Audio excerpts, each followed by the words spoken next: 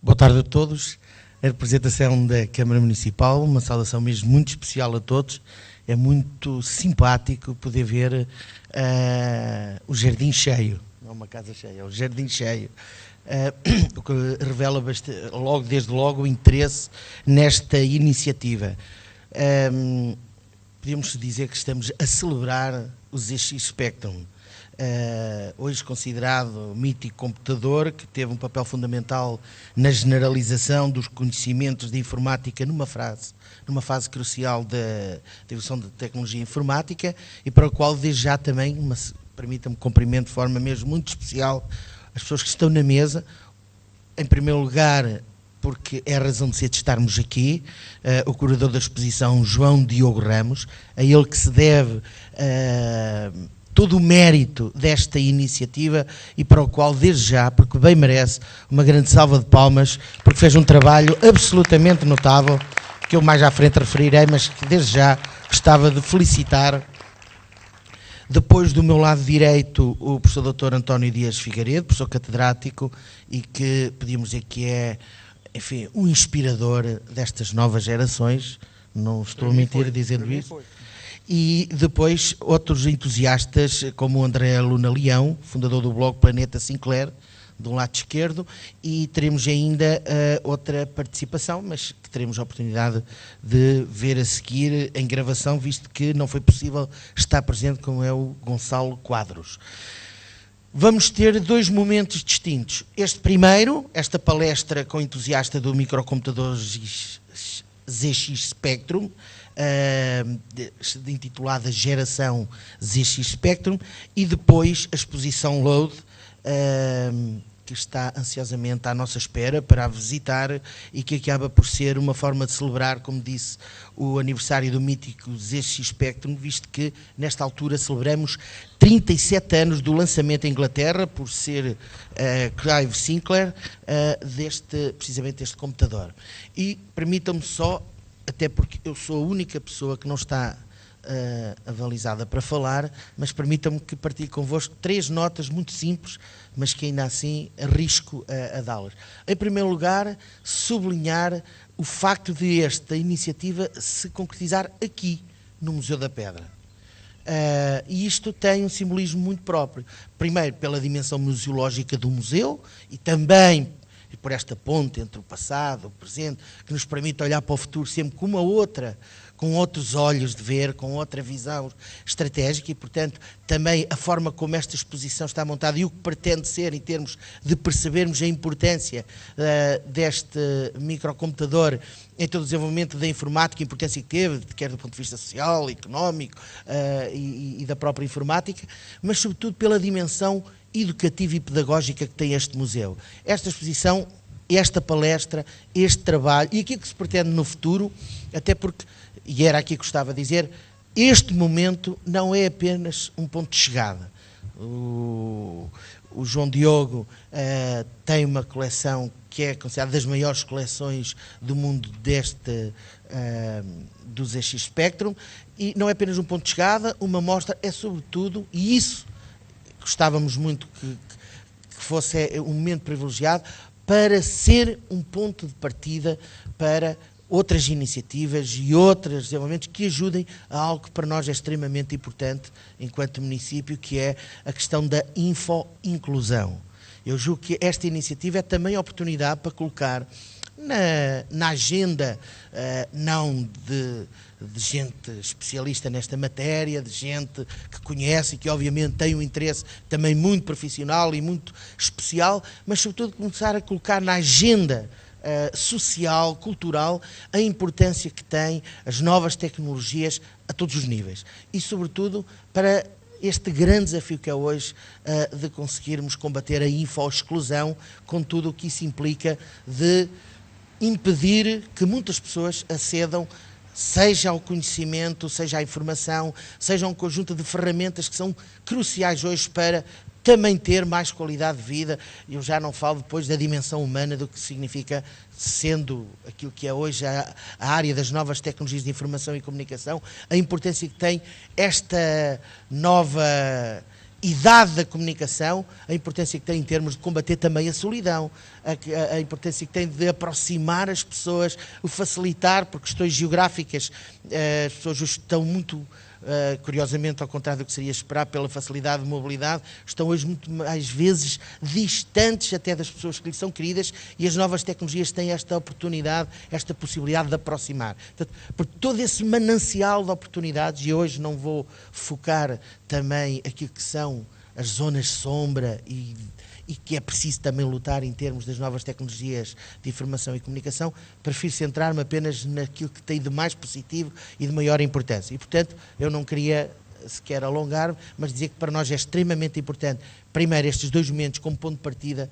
para outros desafios, para outras iniciativas, porque percebemos também que o João Diogo Ramos tem um conjunto de ideias e tem uma vontade enorme de levar para a frente outros projetos inovadores, e nós gostaríamos de saber e de poder estar à altura para corresponder precisamente a esses desafios. Por outro lado, até porque estamos agora durante 2 semanas e tal a viver estas jornadas da inclusão, não queria deixar de dar esta nota também da importância deste desafio que é preciso estarmos à altura e sabermos responder, que é da inclusão, com tudo o que isso tem de determinante para uma sociedade e para uma comunidade que queremos com melhor qualidade de vida e, portanto, com gente mais feliz, mais realizada, e a inclusão é claramente determinante. Mas eu passava então para aqueles que percebem da matéria e começava precisamente para aquele que é a razão de ser de estarmos aqui, o João Diogo Ramos, 40 anos, nascido em Cantanhede, licenciatura e mestrado em Engenharia Informática pela Universidade de Coimbra, iniciou a sua carreira numa startup do Grupo Salvador Caetano, tendo posteriormente decidido voltar para a nossa região, entrando para a Critical Software. Em 2008, muda-se para a Redmarker, empresa do mesmo grupo que ajudou a fundar e que atualmente lidera e que desenvolve soluções de inteligência artificial para evitar algumas das principais causas de cegueira no mundo. Inteligência artificial ou estupidez artificial, como ontem tínhamos uma conferência para um prestigiado cientista que é uma referência em termos mundiais e que fez uma conferência muito interessante sobre a questão da inteligência artificial.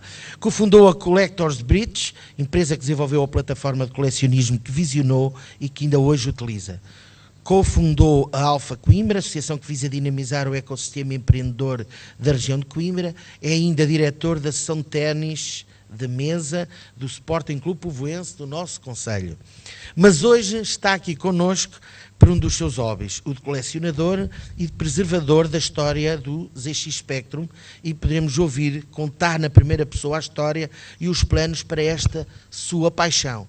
Obviamente que ainda tem mais simbolismo esta presença aqui neste espaço agradável, quando sabemos que, para muito breve, vão começar as obras, desenvolve toda aquela aula até lá ao fundo, num projeto lindíssimo do Museu de Arte e Colecionismo, que tem como base a doação do Dr. Cândido Ferreira, e que é uma oportunidade para fazer do nosso concelho, eu diria que seguramente a nível europeu, o grande centro do colecionismo. Portanto, isto tudo casa, como viram, há aqui uma data de pontas que depois têm que ser muito bem alinhavadas e cozidas para que aquilo que todos esperamos que seja mais ou menos 20 possa chegar a 40, possa ser muito mais do que aquilo que são as expectativas e os sonhos que neste momento comandam não só, enfim, as opções do município, mas sobretudo as opções coletivas, porque estes são sempre desafios coletivos, não são de uma Câmara, são desafios de toda uma comunidade, e por conseguinte com o João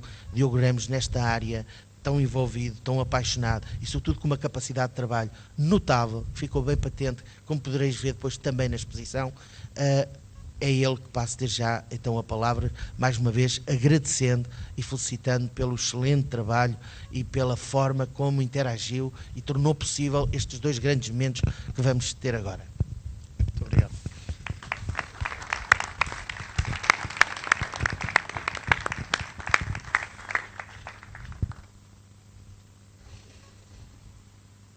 Muito boa tarde a todos. É um momento especial para mim. Era um objetivo de vida recente que nos últimos anos achei que deveria tornar uma realidade, É ainda mais especial por ver um conjunto de pessoas que se deslocaram de Lisboa, do Porto, de várias partes do país até Cantanhede, uma cidade que a mim me diz muito, eu costumo dizer que é o centro do mundo, e portanto ter-vos aqui comigo, ter um conjunto de amigos hoje é extremamente importante para mim. Eu vou focar... Portanto, eu vou-me focar em 2 pontos. Eu vou falar porquê estarmos aqui hoje em Cantanhede e depois vou falar muito rapidamente do tema do ZX Spectrum. Não me vou alongar aqui porque teremos a oportunidade de falar sobre isso quando visitarmos a exposição. Portanto, vou só tentar contextualizar, deixando depois também para os meus colegas de sessão as demais explicações de várias áreas extremamente relevantes e até, no caso do professor Dias Figueiredo, de quem as viveu de uma maneira diferente na altura. Vou então tentar explicar-vos muito rapidamente porque é que estamos aqui, porquê Cantanhede, porquê agora, planos para o futuro e algumas coisas a não esquecer. E depois então falo rapidamente do tema do espectro. Nós estamos aqui por causa de uma criança que decidiu rapidamente que queria ser engenheiro informático e decidiu isso muito pela presença de um determinado objeto, que foi um ZX Spectrum, um computador que no início dos anos 80 foi lançado e que também em Portugal teve um papel extremamente importante. Tal como outras pessoas que aqui estão, ainda ao almoço falávamos nisso, também eu aprendi muitas coisas com este computador.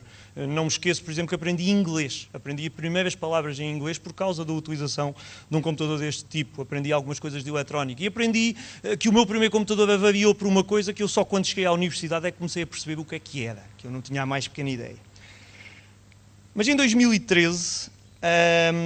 eu estava a olhar para este tema, para o computador, para o Spectrum, e estava a pensar, surgia-me aqui um conjunto de áreas do que fazer. Eu tinha dado há uns anos atrás uma entrevista em que dizia que era da geração Spectrum e, portanto, sempre achei que esta importância que isto teve na minha carreira devia, de alguma forma, ser destacada. E, portanto, ainda por mais, Portugal teve um papel muito relevante nesta revolução tecnológica que se iniciou na altura e, portanto, eu queria, de alguma forma, destacar isso. Mas como em tudo o que faço, tinha de pensar em grande. Ou seja, eu desde o início que olhei para este tema e pensei, se é para fazer a sério. E se é para fazer a sério, vamos tentar fazer uma coleção muito completa. E não para dizer que se tem uma coleção muito completa, mas conseguir perceber as várias peças do puzzle. Eu não sou um historiador, eu não sou um académico no sentido em que eu não tive a estudar isto exaustivamente. Eu quero fazer o contrário. Eu quero pegar nos objetos, quero olhar para os objetos e perceber porque é que eles são assim e não são de outra determinada maneira. Eu quero perceber o que é que chegou aos nossos dias e quero tentar desmistificar algumas ideias, e é isso que tenho tentado fazer nos últimos anos. Ao mesmo tempo, e tivemos a felicidade, eu e mais 3 amigos e sócios, criar uma empresa chamada Collectors Bridge, que acabou por ser o sustento desta ambição do colecionismo, ou seja, para podermos partilhar as coisas que colecionamos, cada um de nós, precisávamos de uma plataforma para isso, então desenvolvemos uma plataforma, ganhou um prémio do Arrisca-se, que foi a forma de financiar a empresa, mais do que o prémio foi a ajuda para a tornar uma realidade. Mas o que eu queria então era perceber o que era isto da Sinclair. Quem é este inventor inglês? Que notem, e eu já disse isto a algumas pessoas, e eu costumo ser muito transparente em tudo o que digo, nós não estamos aqui a fazer uma homenagem a uma pessoa, a idolatrizar quem quer que seja. Nós estamos a tentar perceber o que é que foi bem feito, o que é que foi mal feito, porque é que foi feito. E o Clive Sinclair é alguém que começa uma carreira em eletrónica, alguém que não fez formação universitária, alguém que sempre apostou em miniaturização e em baixo custo, muitas vezes também em baixa qualidade, mas alguém que na realidade fez um conjunto de evoluções e que lançou até um conjunto de produtos que a gente hoje ainda consegue olhar e dizer, ok, isto era interessantíssimo, mas foi lançado demasiado cedo. Um exemplo que está em exposição na entrada do museu é um triciclo elétrico de 1986, que é o C5, e que foi uma das razões da empresa ter ido à falência, uma das empresas ter ido à falência em determinado momento. Já agora, com esta questão todas agora das trotinetes e mais não sei o quê, eu vou começar a pelo menos perceber se posso circular com ele na rua ou não, e capacete tenho de usar, mas pronto. Depois há outra parte, eu sou um orgulhoso português, e há outra parte que sempre me fascinou, que foi perceber que há computadores destes que foram os primeiros montados em Portugal, na Caparica, Charneca da Caparica, pela Timex, mas depois, e isto muitas vezes a gente confunde as coisas, mas houve também computadores destes desenvolvidos em Portugal. E nós somos olhados com admiração por colegas ingleses, colecionadores, porque reconhecem que alguns dos modelos mais avançados a certa altura que existiam foram desenvolvidos por portugueses. E, portanto, isto não pode ser esquecido, isto tem de ser destacado. E esse é um dos grandes objetivos. Obviamente, na conversa com os amigos, somos desafiados, e para quando um livro da Timex e tudo isso, são coisas que têm de surgir naturalmente, mas esta história não deve ser perdida. Ainda há pessoas que participaram nela que estão naturalmente entre nós e, portanto, pode ser feito um trabalho que não tem de ser individual nesse sentido. Mas o que nos traz aqui é uma coleção que eu costumo chamar de geração Spectrum. E que, desculpem, mas eu queria explicar-vos, este logotipo foi feito pelo meu amigo António Fresco, não sei se está aí ou não, mas ele ficou de aparecer, e que eu acho que tem aqui uns pormenores que ajudam a explicar a coleção, que é: temos uma faixa de cores típica da Sinclair, do Spectrum, mas com um pormenor. Temos as cores de acordo com a bandeira portuguesa. Temos as cores também um bocadinho descoloridas, mas da Grã-Bretanha, naturalmente. Temos um astrolábio, símbolo, obviamente, o astrolábio marítimo que os portugueses desenvolveram e utilizavam nos descobrimentos. Temos a palavra geração, que deu aqui mais uma brincadeira. Isto são daquelas coisas que acontecem quando os astros se alinham, em que é preciso tomar ação. Nós estamos aqui porque foi preciso dar um passo em frente e mostrar que era possível tornar isto uma realidade. E comentava com o Sr. Vereador há bocado, isto foi feito em pouco mais de um mês. Foi há um mês e uma semana, mais ou menos, que nós trocámos um e-mail a dizer vamos avançar. E, portanto, na realidade foi um trabalho extenuante, mas que dá um orgulho muito grande agora de ver, e dá um orgulho muito grande de ver em Cantanhede, pelo menos para quem daqui é como eu, orgulhosamente. Há outra brincadeira que se pode fazer, é que se tirarmos a ação, sobra geriatria, ok, isto é malta já dos seus 40 anos e afins, portanto, dá para brincar também por aí. A coleção já esteve visível ou documentada em alguns sítios, nunca como está aqui. É, na realidade, a primeira vez que eu faço uma exposição como eu acho que ela devia ser feita. Não que as outras maneiras não sejam boas, mas isto era o que eu idealizava, era contar a história destas empresas de uma maneira que eu achava adequada. Há uns anos estávamos também no Museu de História, de Ciência e de História em Lisboa, no 34º aniversário. Está aí também o Ivan, participou na altura também na palestra, portanto, conjunto de amigos. Mas, obviamente, para fazer uma coisa desta também é preciso ter assim uma pancadazinha. A minha foi há 2 anos, em que recebi um telefonema a perguntar se ia estar em Inglaterra em agosto, e eu disse, não estava a contar, mas o que é que se passa? Conseguimos acesso às antigas sedes da Sinclair em Cambridge. Obviamente, eu, passado 2 semanas, estava no avião e passei um fim de semana a visitar estes sítios, que pertencem à universidade, hoje em dia, uma das universidades de Cambridge, e foi impressionante e foi interessante conhecer um conjunto de pessoas que a gente só conhece digitalmente, amigos, colecionadores, fãs, o que quisermos chamar, e, portanto, andar numa espécie de peregrinação em Cambridge, a visitar estes locais, que para nós, colecionadores e apaixonados deste tema, são relevantes. Mas nós estamos aqui também porque eu tinha um problema, que é, comecei a colecionar os computadores e, obviamente, começaram-se a amontoar. E, sinceramente, apesar de eu ter feito uma casa há poucos anos e ter conseguido arranjar uma divisão para isso, quer dizer, aquilo já não cabe. E, portanto, eu comecei a ter um problema. E quando a gente tem um problema, começa a pôr a cabeça a pensar como é que o resolve. Ok. Isto, claramente, e voltando a usar o nosso amigo Indiana Jones e a expressão célebre, quer dizer, isto tem de estar num museu. E, portanto, o desafio que foi feito e que o município aceitou e que proporcionou as condições para estarmos aqui hoje foi vamos fazer uma exposição com isto e vamos começar a dar os primeiros passos e pensar no futuro. Como o Sr. Vereador referiu, Cantanhede está a afirmar-se na área do colecionismo com a questão da construção do Museu de Arte e do Colecionismo, que será um projeto extremamente interessante a nascer aqui neste espaço, a complementar a ala onde nós estamos e, portanto, naturalmente, faz todo o sentido que tentemos puxar para esta área. Estamos também aqui porque estamos a celebrar o 37º aniversário do Spectrum. Foi na terça-feira que fez 37 anos do seu lançamento e, portanto, esta data foi escolhida porque era o sábado a seguir, naturalmente. E planos futuros há muitos.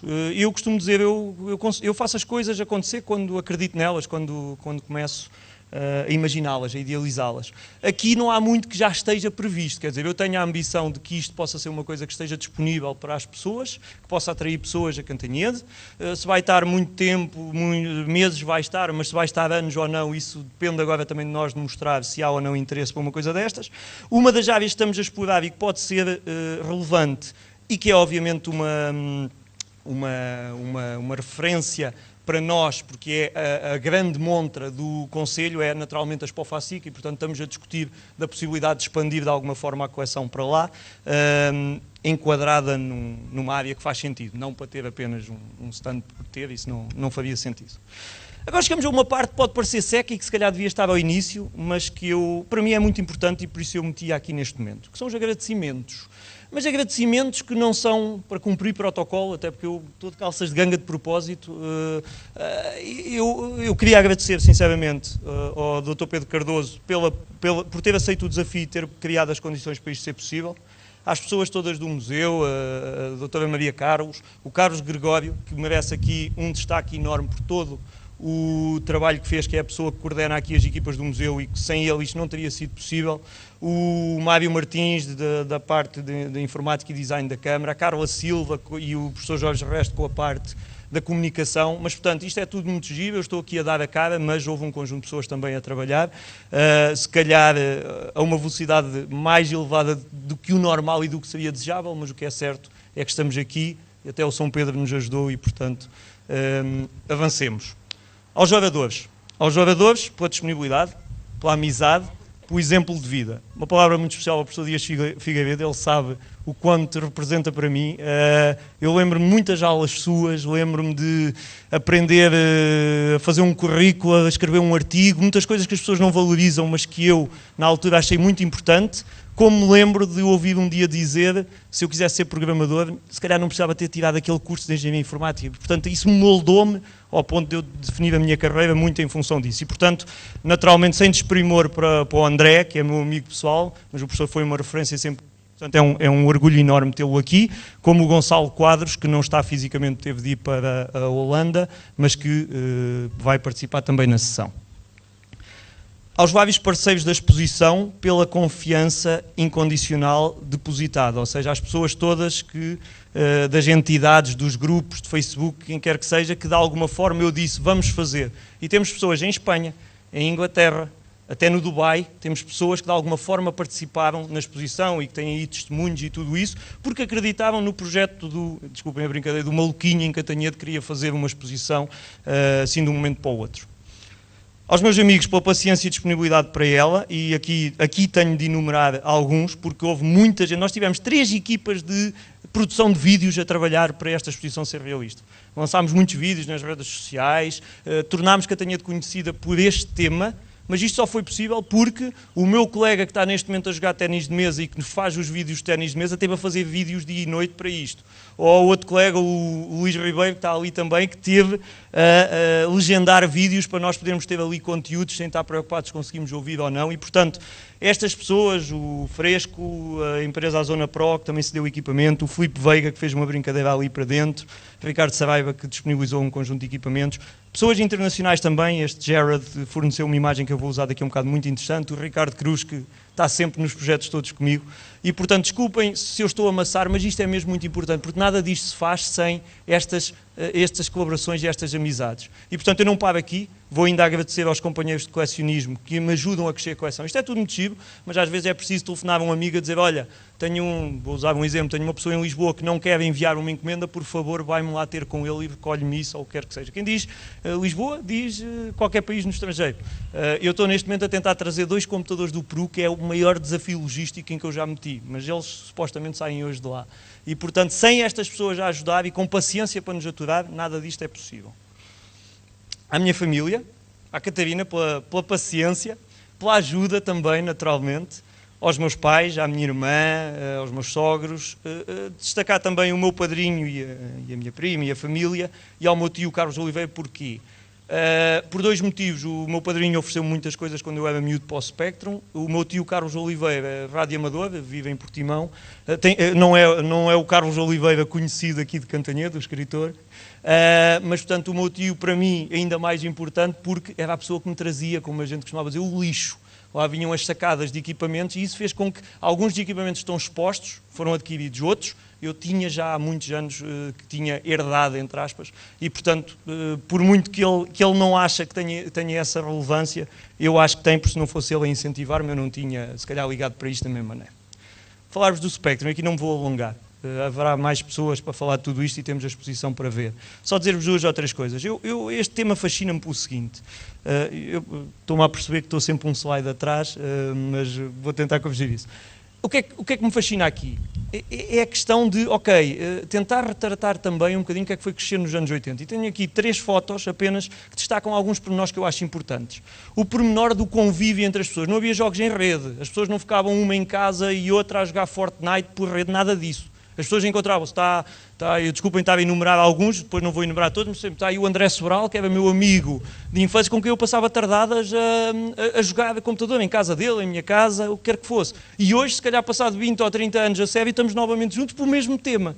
E outros não estão porque não puderam estar. Mas, portanto, este convívio era uma coisa da época. Como era uma coisa da época, o estar a lanchar enquanto o jogo carregava. Porque isto não demora meia hora, como a gente diz, mas demorava 5 ou 10 minutos. Portanto, dava para estar a lanchar pelo meio. Como era aquela excitação que, e eu aqui digo, a coisa que eu tenho mais pena, eu acho que não tenho uma foto minha com o computador na altura. Estou farto de procurar e não consigo encontrar nenhuma. Mas a excitação da prenda de Natal, em que as famílias faziam o esforço para tentar arranjar então um computador, as que podiam naturalmente, é algo que toda a gente recorda quem viveu isto e, portanto, isso é importante.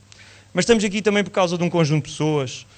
Eu não vou perder muito tempo, mas Clive Sinclair, Chris Curry, que fundou a Acorn, ainda hoje, os nossos telemóveis hoje em dia usam arquiteturas que foram definidas por estas pessoas nos anos 80. Portanto, isto não é desprezável. O Rick Dickinson morreu no ano passado, foi o designer que desenhou as carcaças todas, o design, o aspecto do Spectrum e de muitos outros computadores, mas também os portugueses, Álvaro Oliveira, Pedro Esteves, Virgílio Rocha, pessoas que eram os diretores-chave e que já deram a cara algumas vezes sobre o que é que se passou na Timex nesta altura. Como Steve Vickers, Richard Altwasser, outras pessoas, Alan Sugar da Amstrad. Para quem está mais dentro dos temas isto faz sentido, para quem não faz importa apenas perceber, foram pioneiros na altura e portanto é só essa a mensagem a reter. Clive Sinclair agora. Para terminar, eu tenho aqui um esquema que eu não vou exaustivamente apresentar, mas basicamente nós estamos aqui, nós falamos no Spectrum e pensamos, um computador. Não. E quando eu depois, se calhar, digo, eu tenho quase 100 Spectrums em casa, o pessoal deve pensar, isto não é verdade. Mas a questão é, se começarmos a ver, na realidade, as variantes, as pequenas diferenças que foram feitas no Egito, na Argentina, nas várias partes do mundo, para quem for suficientemente maluco, entre aspas, para querer dedicar-se a isso, na realidade há muitas pequenas questões. E, portanto, este diagrama, que eu achei extremamente engraçado, e está extremamente completo, acaba por nos mostrar os vários modelos que foram sendo desenvolvidos em Inglaterra, em Portugal, em Espanha, porque Espanha também teve um papel muito relevante nisto, e, portanto, acaba por ser uma síntese histórica que eu não vou amassar-vos, até para não roubar tempo às outras coisas mais importantes. Eu hoje de manhã, e vou terminar, não sabia como acabar esta apresentação. Tinha pensado acabá-la assim. E aconteceu uma daquelas coisas, desculpem lá, que é quando os astros se alinham e isto faz tudo sentido. E eu, Catarina é testemunha, eu peguei no telemóvel, fui ao Facebook e comecei assim um bocado a ficar assim a tremer. Então o que aconteceu? Faz precisamente hoje, e isto não foi escolhido de propósito, 6 anos que eu fui à Feira de Velharias em Coimbra, na Praça Velha, comprei por 10 euros um Spectrum, cheguei a casa, pulo a funcionar e disse, ok, está o primeiro a funcionar, vamos começar a colecionar isto. E portanto a data não foi escolhida assim, eu não sabia disto, quando vi isto hoje de manhã disse, ok, é assim que eu vou terminar a minha intervenção. Eu guiar-vos-ei depois quando for a visita guiada, se não der para estarmos todos, a sala não é assim tão grande, faremos várias, e portanto depois desta parte da tertúlia estejam à vontade para intervir, fazer as questões que entenderem, portanto a ideia é convivermos. Com isto vou passar à próxima pessoa, vou devolver e vou só mudar a apresentação. André, o Dr. Pedro deve querer introduzir.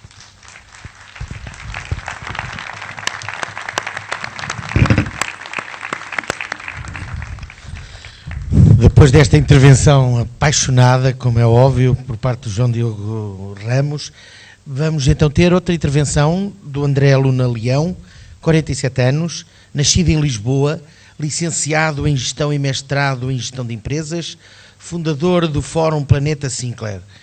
Este é o portal de referência nacional em termos de preservação da memória, maioritariamente portuguesa, do ZX Spectrum, com especial incidência na preservação de jogos e programas MIA, dados como perdidos e recortes de imprensa históricos. É ainda colaborador regular da revista brasileira Jogos 80 e da revista Luso-Brasileira Spectrum. O André vai falar-nos sobre todo o seu trabalho neste domínio, focando-se no resumo ao longo dos anos da componente mais lúdica, os jogos do ZX Spectrum.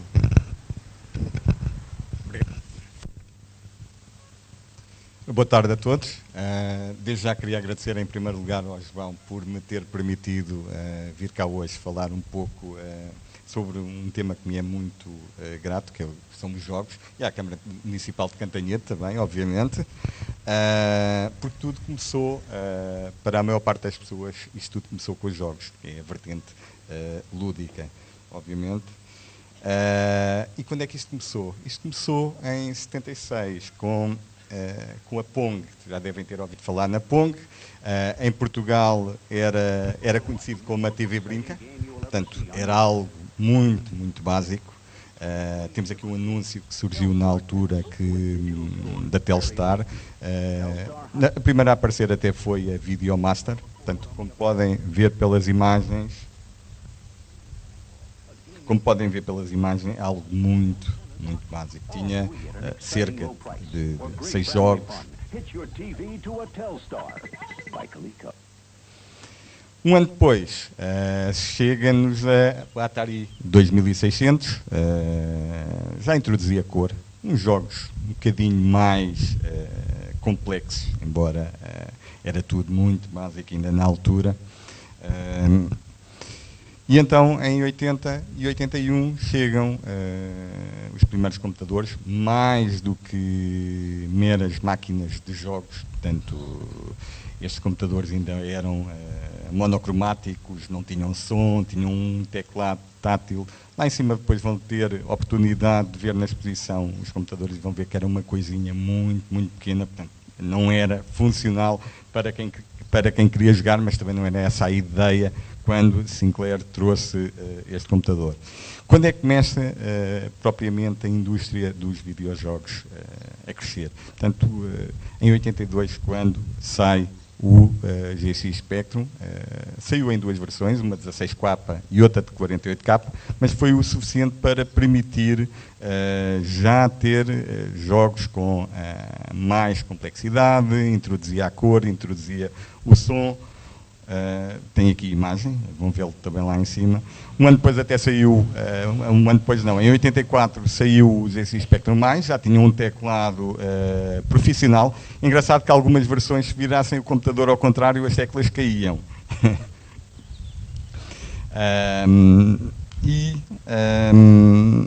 Chegam então os primeiros jogos, muito, muito básicos ao início, até eram criados numa linguagem BASIC, o nome disso tudo, mas são jogos míticos. Ainda hoje qualquer pessoa se lembra do Football Manager, e que originou e origina ainda todos os anos jogos de gestão de futebol, ou dois jogos que criaram um culto à volta de um programador, Matthew Smith, que também nunca criou mais nada de jeito, mas na altura dizia-se que estes jogos que foram altamente inovadores na altura, o Manic Miner e o Jet Set Willy, que até foram criados sob o efeito de substâncias ilegais. Quem já o jogou percebe o que queremos dizer. Também foi nessa altura que surge uma editora mítica, a Ultimate. Os primeiros jogos realmente que lançou estavam à frente de tudo o que era feito na altura. Inclusive, fala-se que chegaram a atrasar alguns jogos, a introdução de alguns jogos no mercado, ou porque as pessoas ainda não estavam preparadas, ou porque tinham outros jogos já também preparados, que não estavam tão à frente em termos de tecnologia. É o Knight Lore, por exemplo. É nesta altura que surgem as primeiras revistas, a Sinclair User, a Crash, a Your Spectrum, portanto, em 83, 84, e foram responsáveis por um grande impulso que houve ao nível das vendas de jogos. Portanto, essas revistas vendiam cerca de 100 mil exemplares por mês, vinham para Portugal e, além da Micro Hobby espanhola, mas era através, essencialmente, das revistas que conseguíamos ter acesso às novidades do mercado. 85 a 87 dá-se o boom, é aí que surge o crescimento dos jogos do Spectrum. Portanto, surge também o chamado Touchback, portanto, surgem computadores com mais memória, 128K em vez dos 48K. Entretanto, a Amstrad compra a Sinclair e traz três computadores, dois com o DEC acoplado ao computador, permitia, portanto, colocar a cassete para carregar os jogos e uma versão mais 3 que trazia um floppy que permitia que os jogos fossem carregados automaticamente. Portanto, há bocadinho o João falou, os jogos não demoravam meia hora, mas demoravam 5 minutos, se calhar, a carregar. Estamos a falar de jogos com maior capacidade de memória de 128K, poderiam chegar aos 11 minutos. Portanto, ter algo que carregava imediatamente era, agora é comum, mas na altura isto era altamente incomum. Começam então a surgir jogos com mais qualidade. Porquê? Porque temos mais memória, vai avançando também a nível dos conhecimentos técnicos e isso permite-nos trazer jogos que ainda hoje são muito conhecidos e que, se experimentarem, vão ver que a jogabilidade dos jogos na altura, porque não havia aqueles gráficos que existem atualmente, portanto, a jogabilidade era tudo. Bombjack, Elite, R-Type, são tudo jogos que trouxeram inovações na altura, e especialmente a nível de novidade, de jogabilidade, permitem ainda hoje jogar sem ter, portanto, sem ir atrás do que se faz atualmente. Portanto, começam também a surgir jogos baseados em caracteres, em personagens da banda desenhada, em personagens da música, em personagens do cinema. Portanto, Command Ramp foram todos jogos que venderam milhares de exemplares na altura.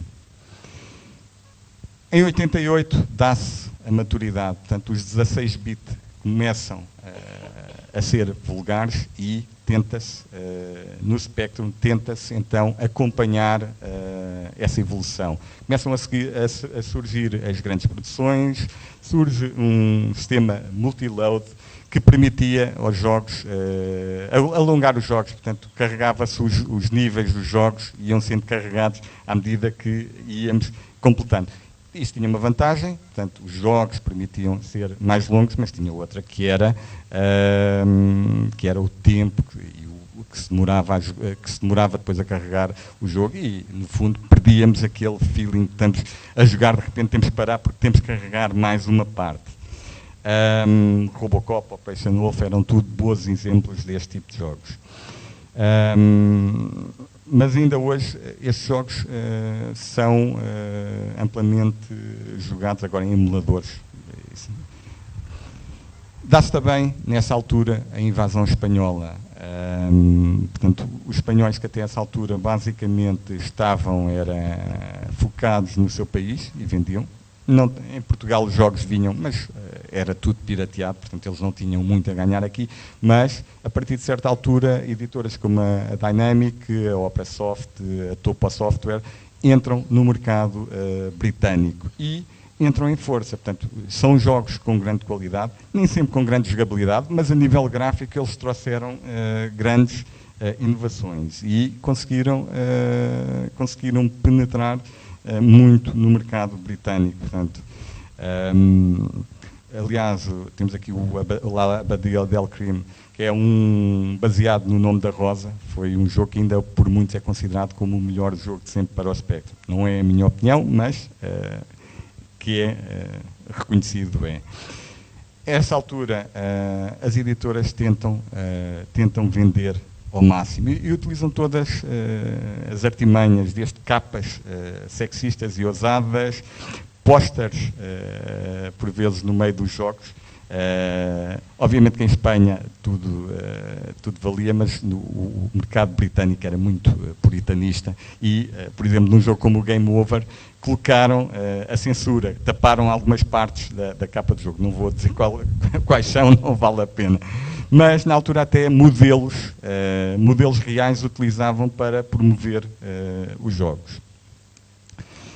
Surge também, portanto, as revistas que nos primeiros tempos foram grandes impulsionadores dos jogos, contribuem também para o declínio depois que surge, porque introduzem, juntamente com a revista, para venderem mais cassetes com jogos. E os jogos eram gratuitos, vinham gratuitos nas cassetes e começa uma verdadeira guerra das cover tapes com as várias revistas. Isto fez com que entrássemos na era do declínio, mas também porque os 16-bit começam a dominar o mercado. Portanto, como é que um computador com 48 ou 128K de memória pode competir com computadores maiores, com muito mais capacidade, com jogos que começam a aparecer, que são fabulosos. Portanto, ainda houve uma tentativa de introdução de um computador para competir com os 16-bit, o SAM Coupé, com mais memória, com 512K, mas o computador pouco mais teve uma produção muito limitada, 5.000 exemplares, houve muitos problemas e acabou por não vingar. Os magazines finalmente desaparecem, o último em 93, portanto, no fundo, o interesse pelo Spectrum, a partir de 91, começa a desaparecer.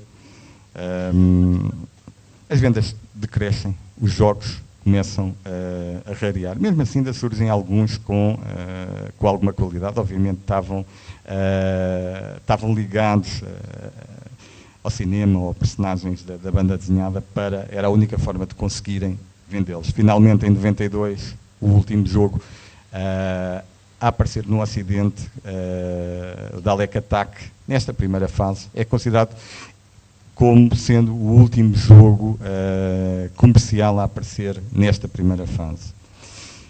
De 94 a 2012 há um grande período. É o período em que se perde um pouco aquele interesse pelo Spectrum. Basicamente, ele é jogado através dos emuladores nos PCs. Já ninguém liga a ter um computador do tempo pré-histórico, pouco mais serve do que para jogos. Portanto, no entanto, no leste, os Spectrums entraram muito mais tarde e nos anos 90 é basicamente neste mercado que os jogos que aparecem, que são feitos, que são jogados. Há inúmeros clones com mais capacidade, chegam aos 512K, isso permitia ter também jogos com mais qualidade, mas porque vinha para o Ocidente, eram poucos os que os conheciam. Basicamente, no Ocidente o que havia eram as aventuras de texto, editoras como a Zenobi, porque era feito por meia dúzia de entusiastas, não tinha gráficos, era basicamente texto, era uma forma... era quase um passatempo, porque as vendas não justificavam que essas aventuras saíssem para o mercado. Surgem então os repositórios do Spectrum, páginas como a World of Spectrum, ou portuguesas como o Universo Spectrum e o Game Stage, trazem ao público em geral, fazem, no fundo, divulgar o Spectrum e os jogos na altura. E surge algo muito importante. Os motores de criação de jogos. O que é que isso permitia? Permitia a que quem não tivesse conhecimento de programação pudesse fazer os seus jogos. Portanto, e isto vai ser bastante importante nos tempos mais recentes.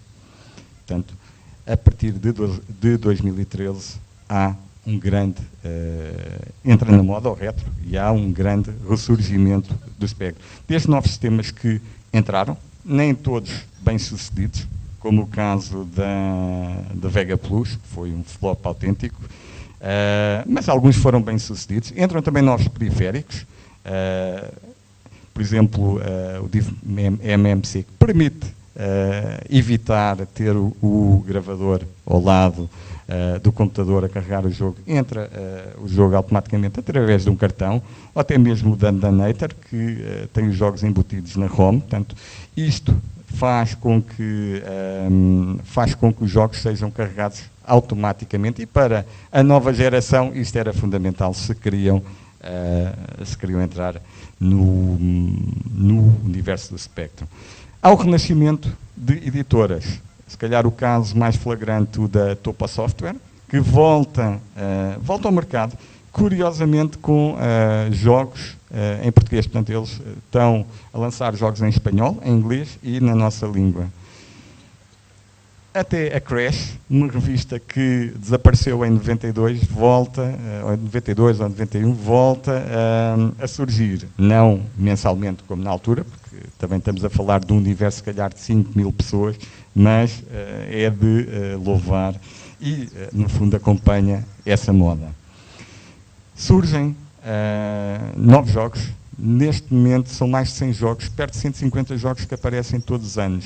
E surge uma competição, que é a GXDev, que é uma montra do que melhor se faz atualmente a nível do Spectrum. Portanto, temos jogos a saírem todos os anos de grande qualidade, não ficam atrás daquilo que se fazia nos anos 80 e normalmente estão nesta mostra, nesta montra que é a GXDev.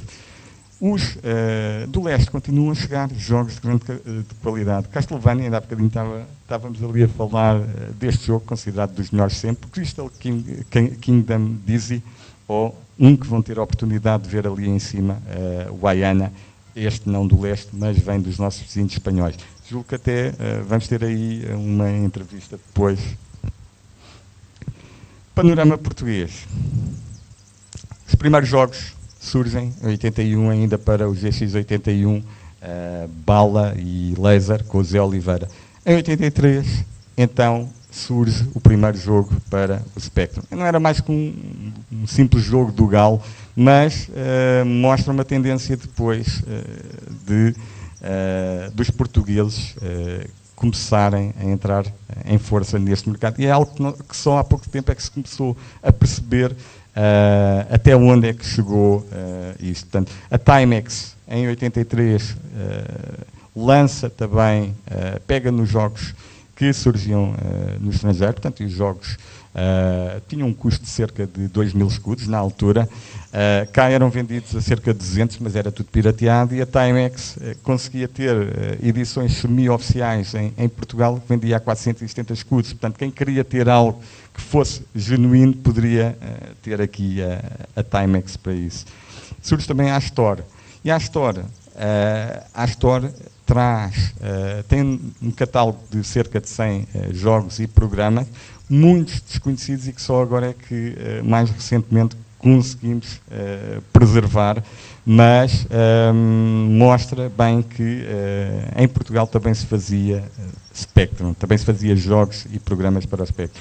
Há nessa altura um grande destaque na TV e na imprensa, inclusive há há programas na televisão com concurso de jogos.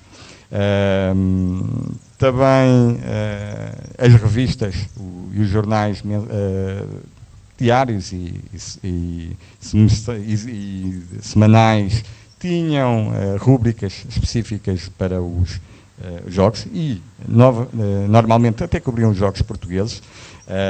Alguns ainda estão envoltos em polémica, por exemplo o Talismã, que até agora ainda só temos preservado 2 níveis, consta que são 4, ou jogos mais polémicos como o Paradise Café, que todos conhecem, mas que ainda hoje não se sabe quem foi o programador.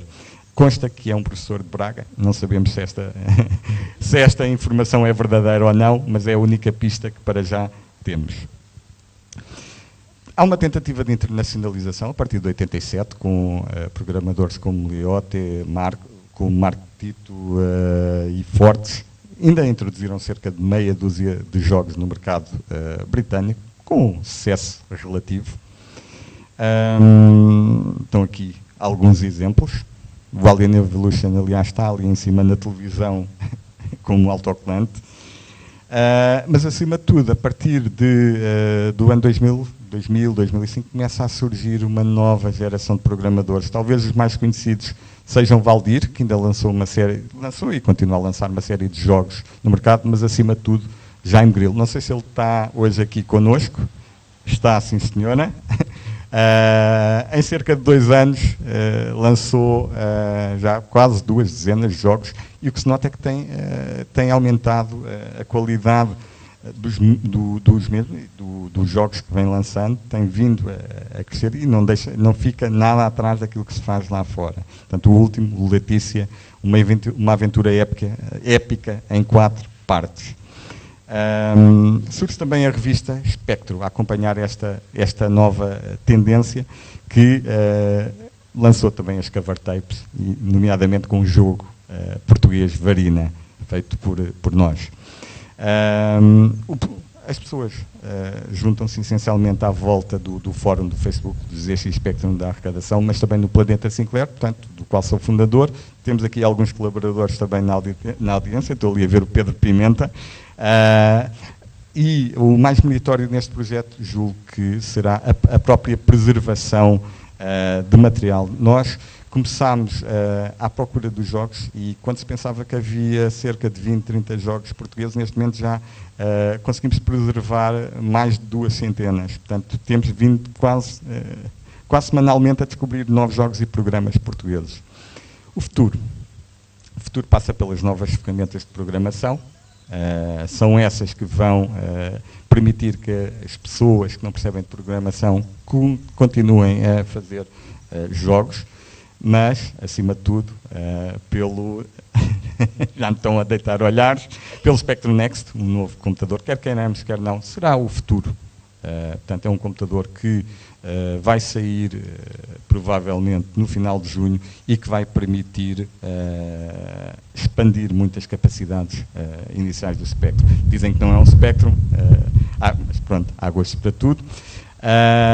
E, curiosamente, o primeiro jogo a aparecer para o Spectrum Next até tem níveis feitos por nós, portanto tem um cunho português, que é o Nextoid. Portanto, o futuro passa por aqui.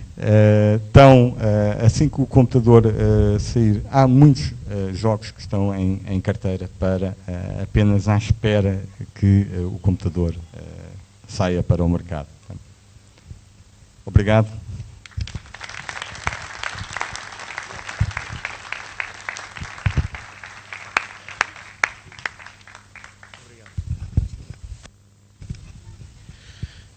Temos que continuar, porque é uma pena, porque eu vi aqui pelo olhar do Miguel Cruz que tínhamos aqui pano para mangas sobre algumas coisas que foram ditas e que o olhar não era de concordância, mas podemos ver isso a seguir.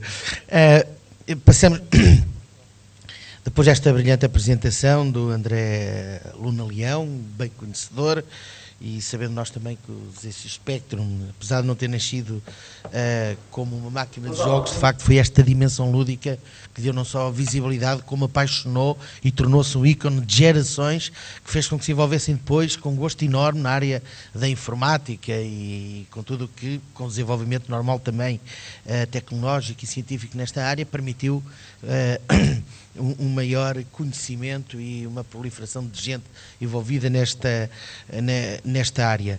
Passávamos agora a como já foi dito, infelizmente o Gonçalo não pode estar fisicamente connosco, mas o Gonçalo Quadros, 55 anos, formação em Engenharia Eletrotécnica, ramo de Ciências da Computação, doutorado pela Universidade de Coimbra na área de Engenharia Informática. Cofundador e CEO da Critical Software, constituída há quase 21 anos, empresa emblemática da região centro e do nosso país e um dos maiores empregadores profissionais da área tecnológica. O seu trabalho e dos seus colaboradores, onde se encontram alguns jovens do nosso concelho, tem granjeado prestígio para as suas equipas e para todos nós, ao merecer a confiança de clientes tão emblemáticos como a Agência Espacial Americana, a NASA, o seu primeiro cliente, ou mais recentemente a própria BMW, com que lançaram uma nova empresa para ser o Centro de Desenvolvimento Mundial de Software para os Automóveis da empresa germânica. encontra-se no estrangeiro, como já referi, mas não hesitou em associar-se, gravando uma entrevista específica para a nossa tertúlia e que é transmitida desde já de seguida, e eu sugeria, quer ao André, quer ao professor Dr. António Dias Figueiredo, se calhar que fôssemos para ali para poder ver a entrevista. Gonçalo, muito boa tarde, obrigado por nos receberes aqui na Crítica, obrigado pela tua disponibilidade para mais este desafio. O objetivo era falarmos um bocadinho, conversarmos, perceber, conhecermos-te um bocadinho e, portanto, se calhar começamos já por aí, ou seja, apresenta-te para quem não te conhecer. Olá, Diogo, é um gosto estar aqui contigo de novo.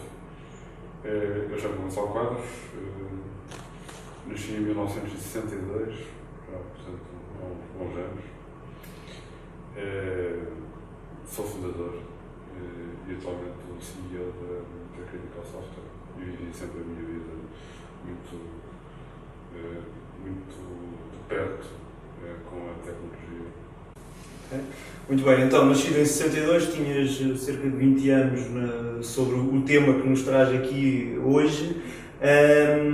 Mas se calhar podíamos começar por perceber a tua formação é ligada também à tecnologia. Como é que foi? Eu sou engenheiro técnico, sempre tive, desde miúdo, sabia que ia para a engenharia e para a engenharia eletrotécnica, desde muito cedo.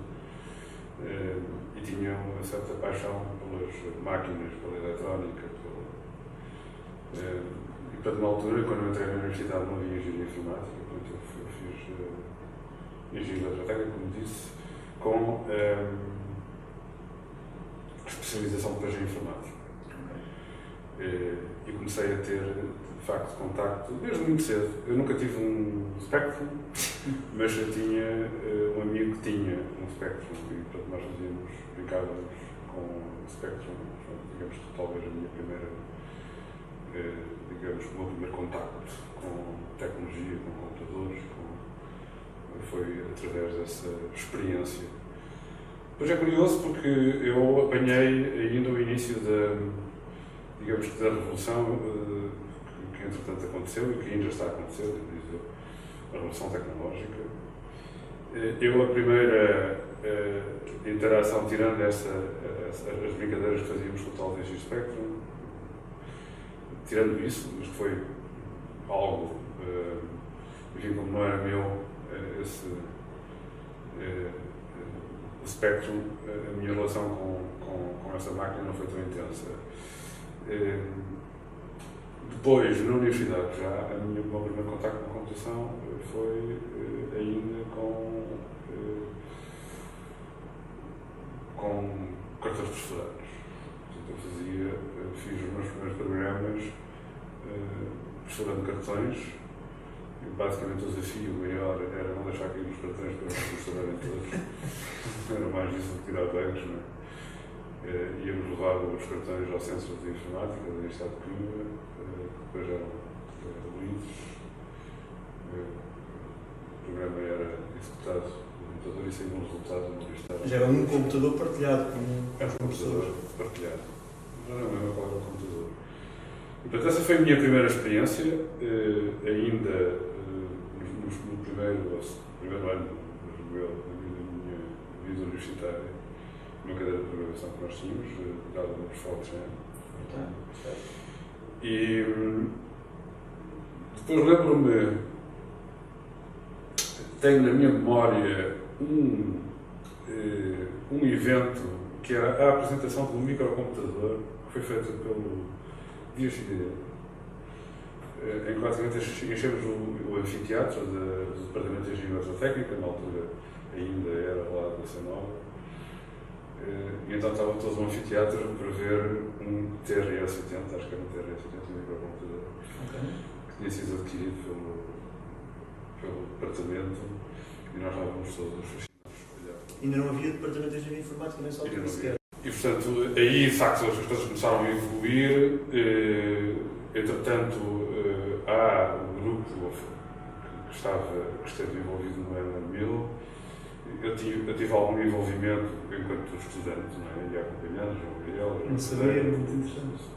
Samarta, Malta. Nós, estudantes, íamos lembro-me, enfim, da dinâmica do laboratório onde estava a ser trabalhado tudo isso. Aliás, um bocadinho antes tinha sido a máquina de escrever. Eletrónica, sim. Eletrónica. Então tive esse envolvimento e depois as coisas começaram a mudar muito rapidamente. Depois o meu primeiro emprego é na EDP, aqui no Centro de Informática, que na altura existia aqui em Coimbra, no Centro de Processamento de Dados. E eles tinham já IBM PCs, pronto, depois as coisas começaram a evoluir muito rapidamente. Pois, o NR1000 surge precisamente na mesma altura que o IBM PC começa a ter sucesso. O professor Dias Figueiredo, como sabes, vai estar também no evento e, portanto, vamos ter também o prazer de o ouvir falar sobre esse e muitos outros aspectos. Mas, portanto, é contemporâneo, desculpem, precisamente então do surgimento dos IBM PCs e que também acaba por ditar o fim um bocado dos espectros, que é um computador ainda de 8 bits, e, portanto, é nessa altura, anos 90, que o IBM PC juntamente com o Apple II, são, digamos que as máquinas que deram corpo ao conceito da computação pessoal, não é? Portanto, isso houve uma revolução muito grande, as máquinas começaram a entrar em nossas casas, estavam nas nossas secretárias, e isso transformou completamente a nossa relação com a computação. Se calhar podíamos falar um bocadinho por aí, até para perceber a ligação destes fenómenos com uma casa, com uma Critical Software, com uma escola de engenharia que eu conheço, tenho o prazer de conhecer bem, mas, portanto, até que ponto é que tu atribuis a estes fenómenos do aparecimento da informática nas escolas, na casa das pessoas, até que ponto é que achas que isso tem alguma importância para a formação de profissionais? E já agora também fala um bocadinho sobre a crítica, como é que tu... Esta é uma revolução que começou nessa altura, mas que não tem parado de se desenvolver. Portanto, nós estamos hoje a viver os passos, ou dar passos que só são possíveis porque alguém deu passos antes de nós estarmos no ponto, enfim, tecnológico em que estamos hoje. É claro que hoje, de facto, a computação tornou-se ubíqua, o software a correr em todo lado, em todos os pequenos objetos, em todas as coisas. Hoje nós temos uma capacidade de computação inimaginável ao nosso dispor, inimaginável, enfim, para quem viveu. Nós precisamente estávamos a falar ainda agora. Mas eu diria que nós continuamos, esta revolução continua a acontecer. Nós daqui a 10, 15 ou 20 anos vamos falar precisamente de temas como nós estamos a falar do que aconteceu nos anos 80, que foi de facto o princípio da era que estamos a viver agora. Independentemente se foi a Sinclair, se foi o IBM a generalizar a computação. Obviamente o IBM PC teve uma empresa importante, é uma marca muito forte. Mas nós temos percebido que a maneira como tudo tem evoluído, às voltas do que são as máquinas, a capacidade de computação é central a tudo o que está a acontecer. E ela tem vindo a crescer exponencialmente e a dar-nos a possibilidade de olharmos para os desafios que temos que endereçar de formas cada vez mais poderosas, com caminhos que se abrem todos os dias, avenidas largas, para nós explorarmos enfim, essa capacidade computacional tão relevante. Okay. Mas é claro que isso começou a moldar uma geração de pessoas, começou a moldar uma geração, se quiseres, de competências que não tem parado de evoluir. Portanto, não há nenhuma dúvida que aí se deram passos importantes para aparecerem empresas como a Critical, são pessoas que se envolveram da maneira como se envolveram nessa altura, que se apaixonaram pela tecnologia, que abraçaram este tipo de desafios e depois começaram este caminho que continuam a trilhar. Obviamente a Critical nota tem 20 anos. 20 anos, quando a Critical aparece, o que hoje nós temos à disposição, o que é hoje a engenharia, designadamente a engenharia de software, a engenharia de sistemas, era muito diferente do que há 20 anos. Portanto, está no linear que estamos aqui a conversar. E, portanto, uma empresa como a nossa teve-se que se reinventar várias vezes. Nasceu com determinados objetivos, com determinada ambição, com uma determinada expectativa, e entretanto evoluiu drasticamente em relação a tudo isso, porque o mundo mudou muito rapidamente e continua a mudar muito rapidamente. É claro que as bases, os alicerces, a nossa capacidade de entender com mais detalhe o que vai acontecer na nossa volta está muito relacionada com a nossa memória. Por isso é que este projeto é um projeto importante. Porque nós temos que perceber de onde é que vemos, de onde é que vimos, para entendermos o caminho que estamos a fazer e podermos projetar o futuro. E, portanto, é muito bom podermos contar com projetos como este para nos permitir perceber com detalhe o que está a acontecer à nossa volta, o caminho que estamos a fazer e dar-nos confiança e convicção em relação aos caminhos que decidimos trilhar. Quer dizer, nós estamos a recordar uma fase que surge na nossa adolescência e que tem tudo a ver com os brinquedos, entre aspas, no bom sentido, os brinquedos que nos motivavam a descobrir mais. Acredito que ele tem um projeto extremamente interessante também nessa área, o Fica Lá, que acaba por ser criar condições para que as pessoas, apesar de 40, 50 anos de idade, continuem a brincar no sentido de explorar a tecnologia. Podes-nos explicar só assim? Sim, exatamente. O Fica Lá é um laboratório, fica vem de uma palavra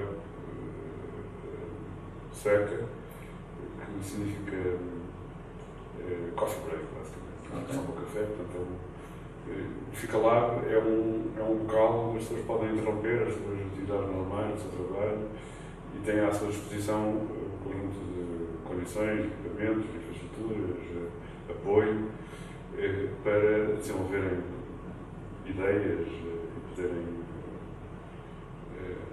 exercitar, digamos que, algumas competências em determinadas áreas que de outra forma seria difícil de exercitar. Portanto, a ideia é, de facto, num contexto divertido, descontraído, relaxado, informal, dar a oportunidade às pessoas fazerem, brincar e terem ideias e as poderem testar num laboratório que supostamente as apoia, essa é a ideia, para que isso possa acontecer com naturalidade e com facilidade. E isto, obviamente, que pretende-se com um laboratório com estas características, enfim, o resultado que se pretende, os objetivos são dois principais, digamos. Um deles é desenvolver competências, as pessoas ao terem ideia e ao quererem testar determinados conceitos ou pôr em prática essas mesmas ideias, são estimuladas e são desafiadas a desenvolver determinadas competências de outra forma, provavelmente não desenvolveriam, pelo menos da mesma forma ou com a mesma intensidade. E eventualmente até desenvolver tecnologias, soluções que possam parecer úteis à Critical, exatamente o projeto Critical, que é um projeto de base tecnológica, portanto precisa estar constantemente a reinventar-se, a ter ideias e criar novas formas de resolver problemas novos ou velhos. E, portanto, esse é o conceito do Fica Lá. Eu gostaria muito de continuar aqui, mas obviamente o tempo também nos obriga a tentarmos convergir. Se calhar fazia-te uma última pergunta e até aproveitando o facto, quando chegamos e entramos na Critical, vemos uma celebração dos 20 anos da empresa e vemos curiosamente um espaço com uma exposição de também objetos dos anos 90 e tudo isso. Não sei se queres falar alguma coisa sobre isso, mas também perguntar-te um bocadinho até que ponto, e não sei se o que é que daí nasceu de ti diretamente, ou da equipa, mas não sei se és uma pessoa saudosista, portanto, o que é que justifica esta celebração? A comemoração de 20 anos é um tempo importante, e de facto em 20 anos aconteceu muita coisa. Eu acho que todos nós somos um bocadinho saudosistas, não é possível. Aliás, a memória é muito importante para o que nós, como nós já referimos, e aliás uma parte muito relevante do mérito de um projeto que estás a encabeçar, tem a ver precisamente com esta memória, a nossa capacidade de olharmos e percebermos com detalhe o que é o nosso caminho e de onde é que nós vimos, é de facto muito importante para uma organização, para a nossa vida, para pessoas, para a sociedade, é muito importante. E portanto nós achámos que de facto a mudança tem sido tão importante, o caminho tem sido tão intenso, que falar do que era a Critical quando nasceu, há 20 anos atrás, seria uma forma de reavivarmos essa memória e mostrarmos e trazermos as pessoas para parar um bocadinho e pensar em todo o caminho que se tem feito. e também perceber, a partir daqui, o que nos espera e o que devemos esperar no futuro. E, portanto, esta comemoração tem esse mérito, que é de nos ajudar a perceber os grandes desafios que foram sendo ultrapassados ao longo do tempo, e a importância que algumas coisas tiveram no caminho que estamos a fazer e ajudar-nos a perceber com mais detalhe precisamente esse caminho. É claro que é preciso o tempo, como tu dizias há pouco, o tempo é uma variável escassa para todos nós. Portanto, às vezes é preciso, de facto, para que as coisas aconteçam e para que nós possamos sentir o mérito de iniciativas como a que estás a liderar, é preciso associar sempre um certo grau de empreendedorismo, que é uma palavra que hoje é muito utilizada e que significa a capacidade de fazer acontecer e de sonhar uma ideia e depois concretizá-la. Eu acho que se a tecnologia está no centro daquilo que nós somos, daquilo que nós temos feito, se a tecnologia tem evoluído e tem relacionado sistematicamente a maneira como nós olhamos para o mundo e como nos sentimos desafiados, a tecnologia, portanto, é um pilar muito relevante, mas depois há um outro pilar que é a nossa capacidade de fazer acontecer, de não termos medo dos desafios que nos estão a ser colocados, de não termos medo de ter ideias e depois não sermos ousados o suficiente para colocar essas ideias em prática. E este projeto tem também esse mérito. Não nos traz apenas a oportunidade de olharmos para a nossa memória e percebermos o caminho que estamos a fazer com algum detalhe e com a importância que isso tem, como eu dizia, para a construção do que nós queremos ser e do que nós queremos fazer nas nossas empresas e no nosso vida pessoal. Mas tem também este enorme mérito de uma capacidade empreendedora tua de fazer acontecer algo que não acontece por acaso e que com certeza tem uma enormíssima energia para que ele pudesse chegar ao longo do dia. E depois realçar também o facto de acontecer na cidade nunca tinha. Talvez o sítio mais jovem. Eu costumo dizer que é o centro do mundo, mas isso sou eu. É muito curioso acontecer isso, porque obviamente estou muito relacionado contigo, mas acho que o que eu tenho a sentir orgulhoso é não apenas ter um projeto com estas características, mas de ter sido capaz de aproveitar essa oportunidade e transformar em algo concreto. Sim, há um movimento muito interessante em Catanhede, foi recentemente anunciado, em outubro deste ano começará o desenvolvimento da construção do Museu de Arte e do Colecionismo. Portanto, curiosamente, há na realidade, eu sempre achei que havia na região uma vontade particular com o tema do colecionismo. Temos grandes colecionadores de vários temas, mas não é exclusivo de Cantanhede, naturalmente, mas Cantanhede está realmente a querer nessa área também marcar uma posição e afirmar-se, e portanto este é um projeto pequenino, mas é um projeto ligado à tecnologia, que é um tema obviamente apetecível, mas que tem tudo a ver com essa afirmação da cidade, e portanto tenho muito orgulho de poder contribuir com uma pequena gota para esse oceano. Gonçalo, o meu muito obrigado pelas palavras, pela tua disponibilidade. Reiterar o convite, eu sei que não vais poder estar connosco por questões completamente inadiáveis, profissionais, mas reiterar o convite para que nos visites. Não será a primeira vez que te vemos em Catanhede, mas pronto, gostava muito da oportunidade e muito obrigado pela tua Obrigado, Diogo. Okay? É pena não conseguir estar, de facto, como sabes, estou a viajar nessa altura, mas com certeza que vos visitarei. Haverá mais oportunidades. Até podemos levar uma delegação para fazer uma visita guiada. Terei todo o gosto. Muito obrigado. Obrigado. Vamos então continuar, depois desta entrevista também simpática, e de facto forçava aqui estas duas ideias finais. Primeiro, esta da memória. Sem memória é terrível, perdemos a identidade, deixamos de perceber de onde vimos, para onde vamos, quem somos. Esta é um bocado uma realidade que se aplica depois às diversas realidades, sejam institucionais, seja do conhecimento. A memória tem um papel importante, e daí que logo no início falasse a importância desta dimensão museológica do Museu da Pedra, do simbolismo, tem esta realização aqui, mas depois também esta e partir agora para a próxima intervenção, esta dimensão da ousadia, de arriscar, de investir, do empreendedorismo, que implica sempre também, ou melhor, perceber bem os desafios que se colocam em cada um dos momentos, para perceber bem para onde é que se pretende ir em termos de futuro. E o futuro, quando se quer apostar naquilo que é o nosso património mais importante de uma comunidade, que são as pessoas, implica investir na educação, implica investir naquilo que é determinante para a elevação do nível cultural. E no momento em que estamos a celebrar Abril e as conquistas de Abril, e esse acesso generalizado aos bens e valores da cultura, à democratização do saber, e sobretudo o papel que teve a educação, precisamente no mundo de oportunidades que surgiu a diferentes gerações, não podíamos ter ninguém melhor do que o professor Dr. António Dias Figueiredo para terminar com a chave de ouro esta iniciativa, esta primeira parte da conferência, precisamente porque está ligado a um dos projetos mais importantes e decisivos na educação. António Dias Figueiredo é professor catedrático aposentado do Departamento de Engenharia Informática da Universidade de Coimbra e investigador do Centro de Informática e Sistemas da Universidade de Coimbra. Licenciou-se em Engenharia Eletrotécnica pela Universidade do Porto em 70, doutorou-se em Computer Science pela Universidade de Manchester em 1976 e obteve agregação em Engenharia Informática pela Universidade de Coimbra em 1982.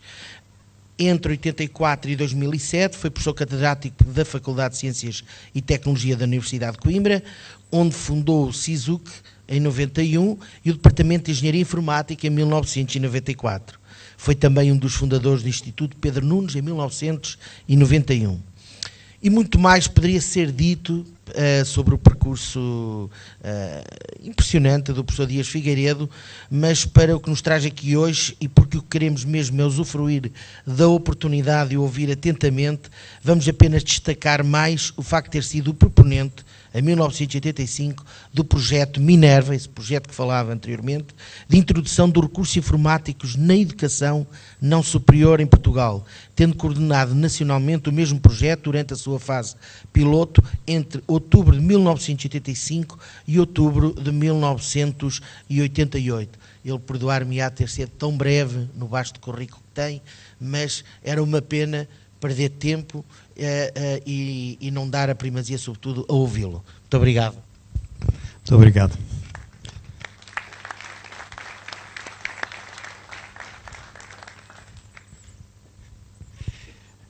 Eu queria começar por dizer que tive muito gosto em aceitar este convite do João Diogo.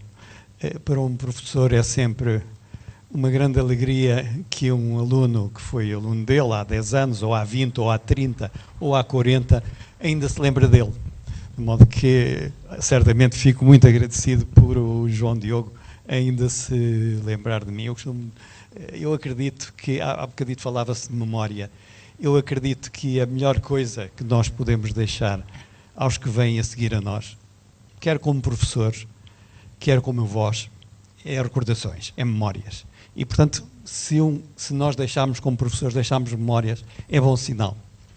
Queria também dizer que tenho muito gosto em estar, é um gosto especial em estar em Cantanhede, e, portanto, este evento ter lugar em Cantanhede e eu estar a envolver-me nele, porque a minha mulher é de Cantanhede, aliás é de Ansém, portanto é do Concelho de Cantanhede, é da Terra da Pedra, e curiosamente o avô dela foi presidente da Câmara de Cantanhede, já há 100 e tal anos.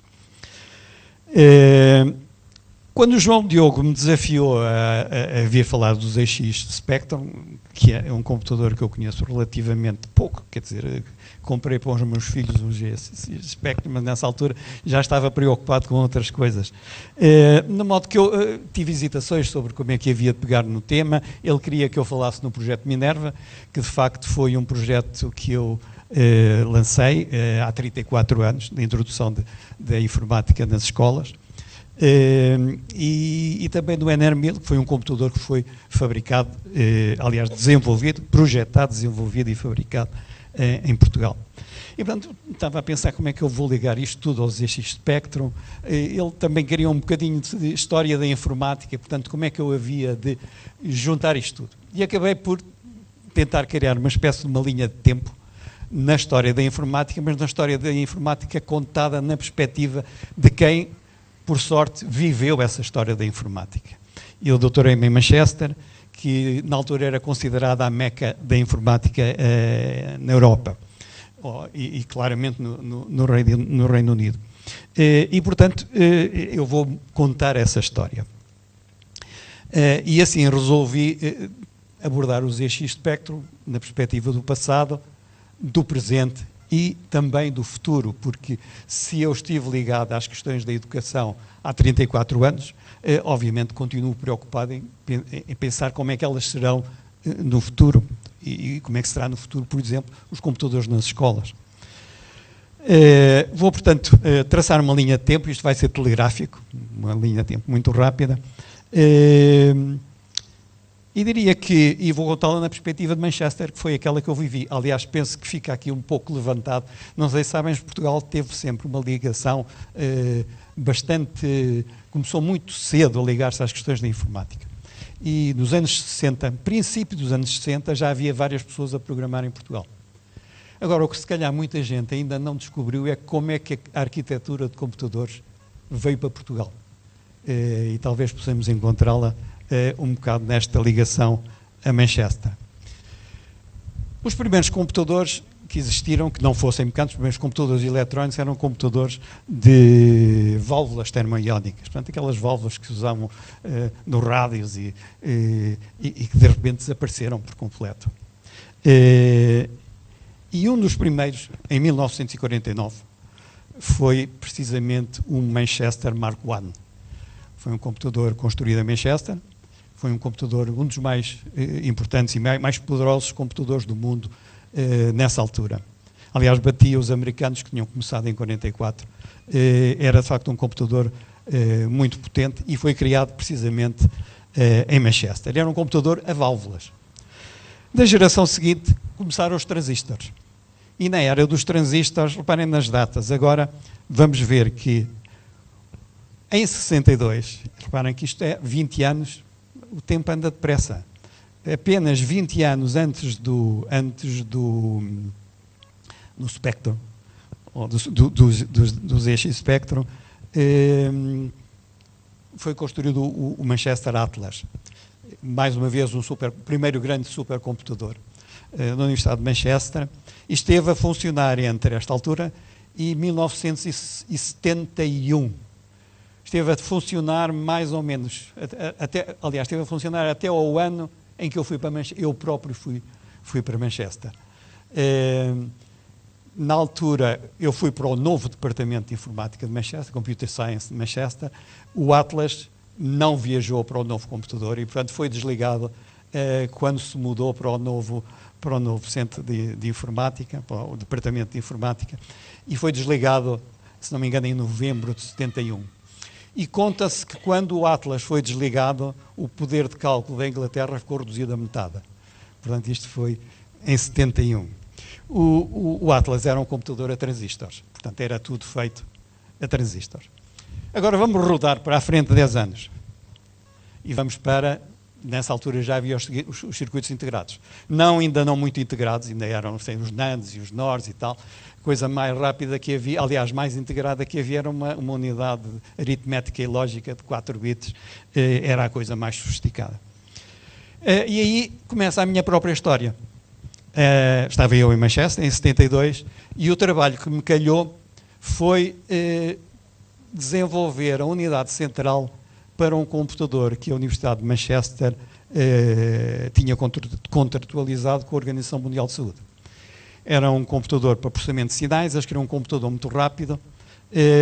Tinham feito um protótipo que funcionava muito mal, sobretudo a unidade central, enfim, era por ali que eles tinham começado, e de facto falhava permanentemente, e então incumbiram-me de desenvolver a unidade central, a nova unidade central deste computador. O computador chamava-se Mosaic, queria dizer Modular Online Signal Analysis and Instrumentation computer. Portanto, era um computador que pretendia-se fosse muito rápido. Era para depois a Organização Mundial de Saúde fazer análises de dados médicos, dados, portanto, e biológicos.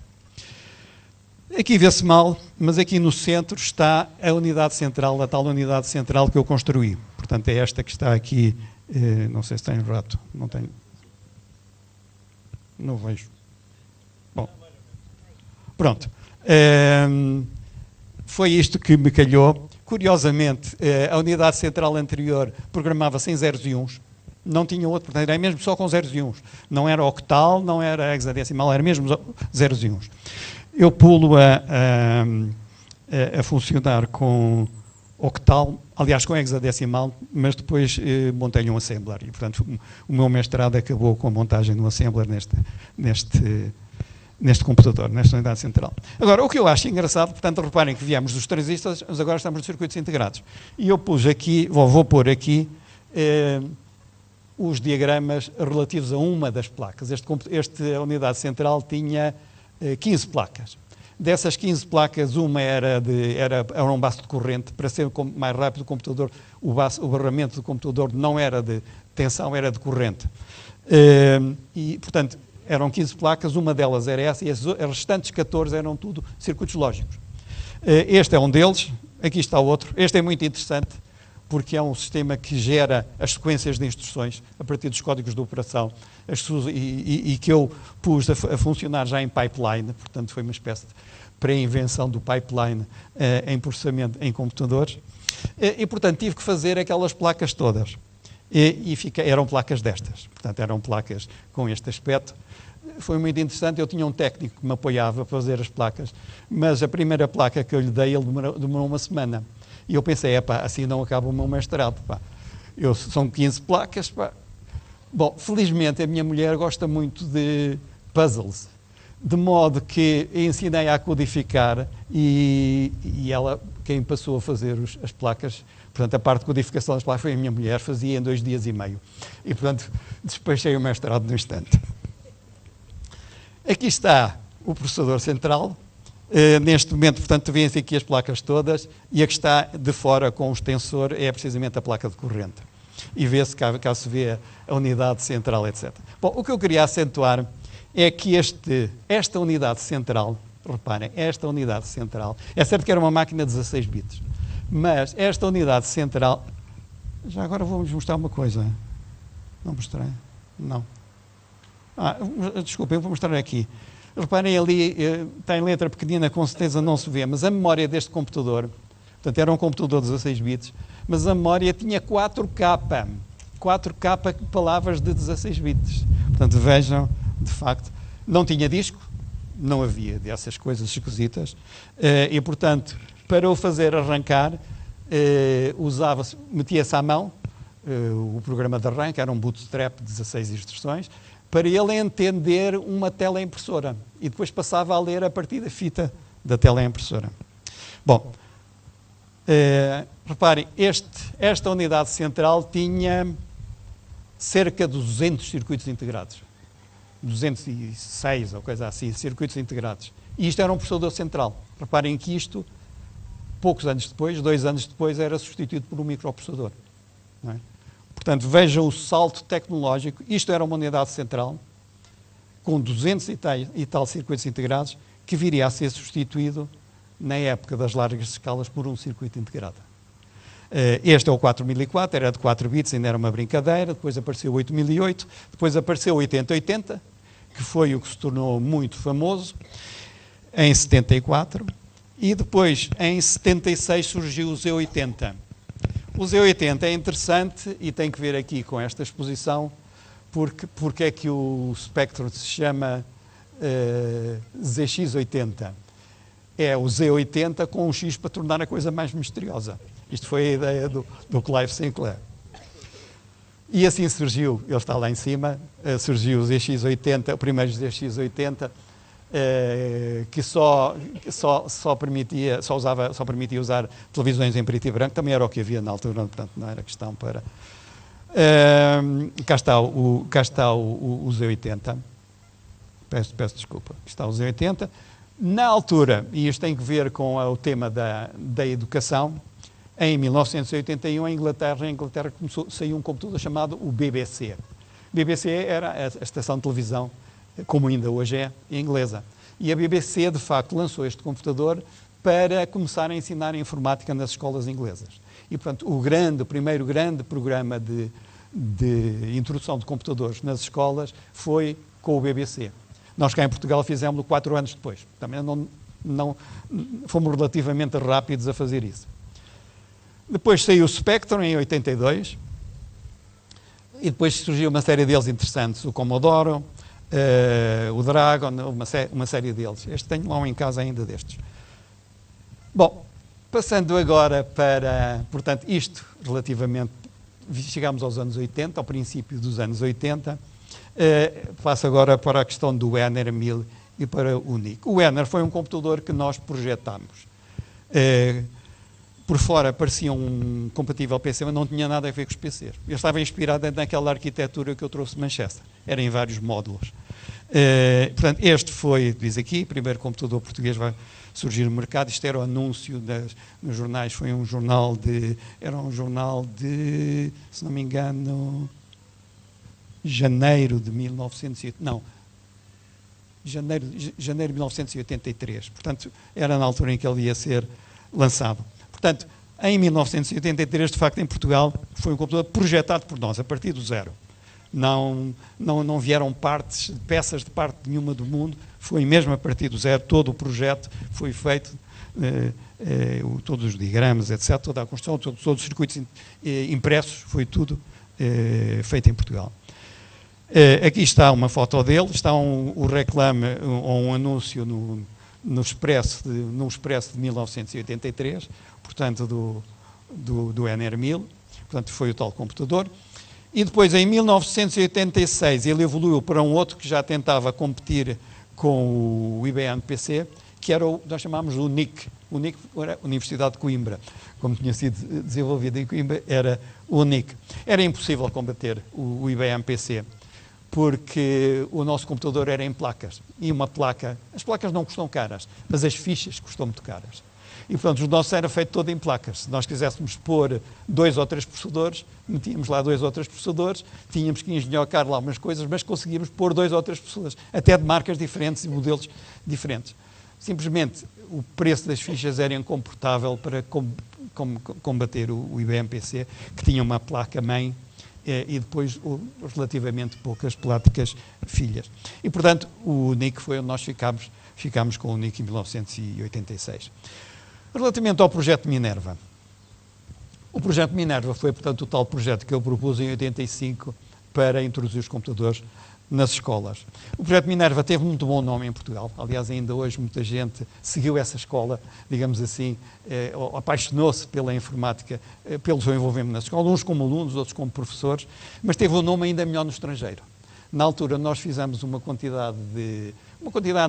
5 ou 6 inovações que nunca ninguém tinha feito, incluindo começar a usar computadores no pré-escolar e nas escolas primárias, que em alguns países, por exemplo, na Alemanha, achavam que isso era escandaloso, até que finalmente se convenceram de que se podiam fazer coisas brilhantes a esse nível. Portanto, fizemos uma quantidade de primeiras inovações. E uma delas achei piada porque outro dia estava a arrumar coisas, quando chega à minha idade, quando se começa a arrumar coisas, vai muita coisa para o lixo. E então encontrei esta revista, que era o Observador, do OCDE, e já tinha posto para o lixo, mas tinha uma capa engraçada, olhei para a capa e depois resolvi folhear. Fui folhear e então encontrei este artigo, Informática na Escola, o papel das universidades. Portanto, era um artigo que tinha sido publicado pelo Observador do OCDE.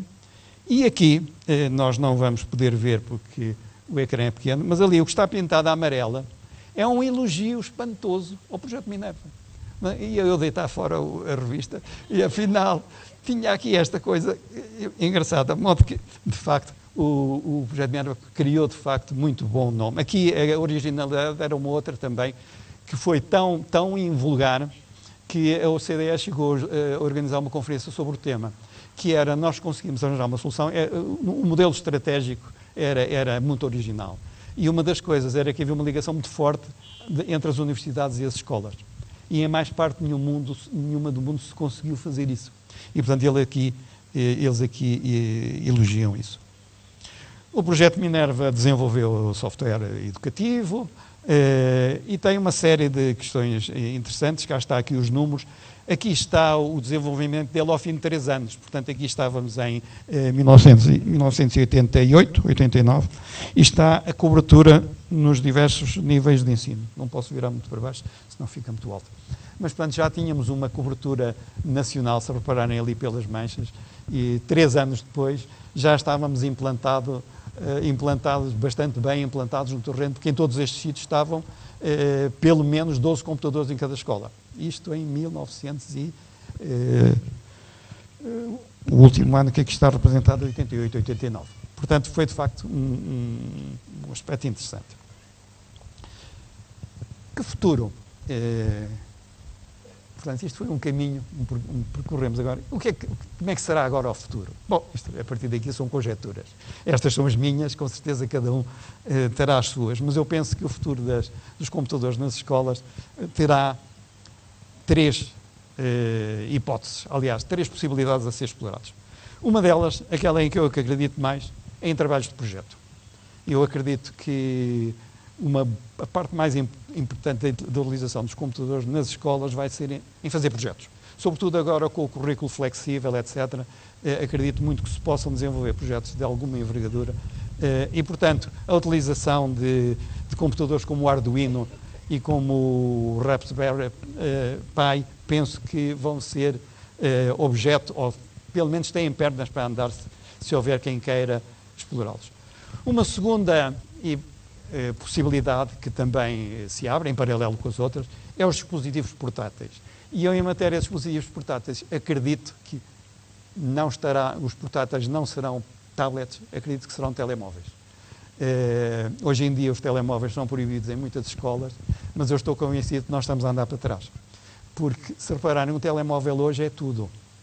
É máquina fotográfica, é máquina de filmar, é estúdio fotográfico, é estúdio de filmar, é estúdio de cinema, é aparelho de medida, é aparelho cardíaco, mede o sono, portanto, é um instrumento médico e assim será.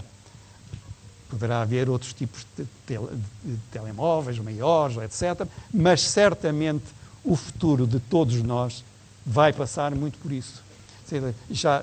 Aqui há tempos li, por exemplo, de uma aplicação para usar no telemóvel, para a pessoa saber se tem cancro na pele ou não, quando tem um sinal, portanto, pôr o telemóvel. Portanto, eu penso que será a altura de começarmos a pôr as nossas crianças a utilizar de forma inteligente o telemóvel, que começa a haver um potencial muito grande. Portanto, penso que esta será a segunda hipótese. A terceira é comum, é as utilizações comuns dos computadores nas escolas, portanto, processamento de texto, Excel, etc., que obviamente têm pernas para andar também, mas eu acho que as outras duas são muito desafiantes e que vale a pena apostar nelas.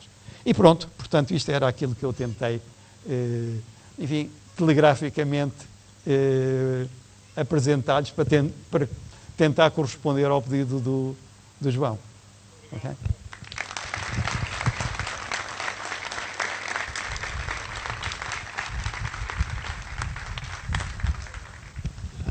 Muito obrigado. Como vos tinha dito, de facto, uma intervenção de outro campeonato, como se costuma dizer. Eu vou dar toda agora a logística para o João Diogo Ramos, até porque é preciso operacionalizar aqui a questão das visitas. Vamos fazer o seguinte, até por uma questão de tempo e por sugestão do próprio, como disse, responsável e grande, apaixonado por este trabalho que está aqui a ser feito. Mais uma vez volto a fazer presente a gratidão e o reconhecimento por parte do município, mas não podíamos desperdiçar estas oportunidades de estar com o professor Dr. António Dias Figueiredo e com os outros palestrantes, e depois como a seguir à exposição. Temos aqui um espaço com catanha de honra, onde temos a oportunidade também de continuar esta conversa e, portanto, pessoalmente colocar algumas questões, enfim, aprofundar algumas ideias que foram aqui sugeridas. O que eu sugeria era que fôssemos já para a parte da exposição, o que implica organizarmos por grupos. Eu vou já dar de imediato a palavra ao João Diogo Ramos e terminava desta forma dizendo não quero terminar, visto que temos agora este espaço importante de promoção de todo este espólio e, sobretudo, constitua um ponto de partida da reflexão e de perceber as potencialidades para o desenvolvimento de alguns trabalhos no futuro, não só no âmbito da arte e colecionismo, mas da importância das novas tecnologias de informação e comunicação aos mais diversos níveis e, sobretudo, este da educação, para a importância que tem, para o investimento na educação que isso significa. Eu não queria terminar, mas agradecer de facto, quer as participações do professor Dr. António Dias Figueiredo, do André Leão, do Gonçalo Quadros e, claro, mais uma vez reforçar este trabalho do João Diogo Ramos, dizer que acredito que este é um ponto de partida, não é um ponto de chegada, e porque a exposição vale a pena e nos vai suscitar ainda mais o gosto e o interesse e compreender melhor muito do que aqui foi dito. Eu deixava só, até porque estou aqui a ver algumas caras, visto que as memórias são fundamentais e as recordações, e porque eu acredito muito que as novas tecnologias são também essa oportunidade de comunicação, estando ali a ver o André Sobral, o Laranjo, o João Diogo Ramos, o Pedro Lopes, eu fico à espera, o Mário, fico à espera que marque umas tardadas para uns jogos no Spectrum, visto que essas tardadas implicam sempre grandes merendas. E essa é a minha parte. De modo que, muito obrigado pela vossa presença, pela vossa participação. E não desperdicemos quer a visita à exposição, quer depois neste ambiente informal, como quisemos aqui construir neste espaço emblemático e bonito, uma oportunidade para conversarmos e aprofundarmos. Há aqui também já da parte de outros interesses, também de desafios que vão ser colocados ao nível da Expo FACIC e que vão ser um fator de atratividade que nós acreditamos. Há aqui muita coisa agora para acontecer, se quisermos e se fizermos acontecer. Muito obrigado.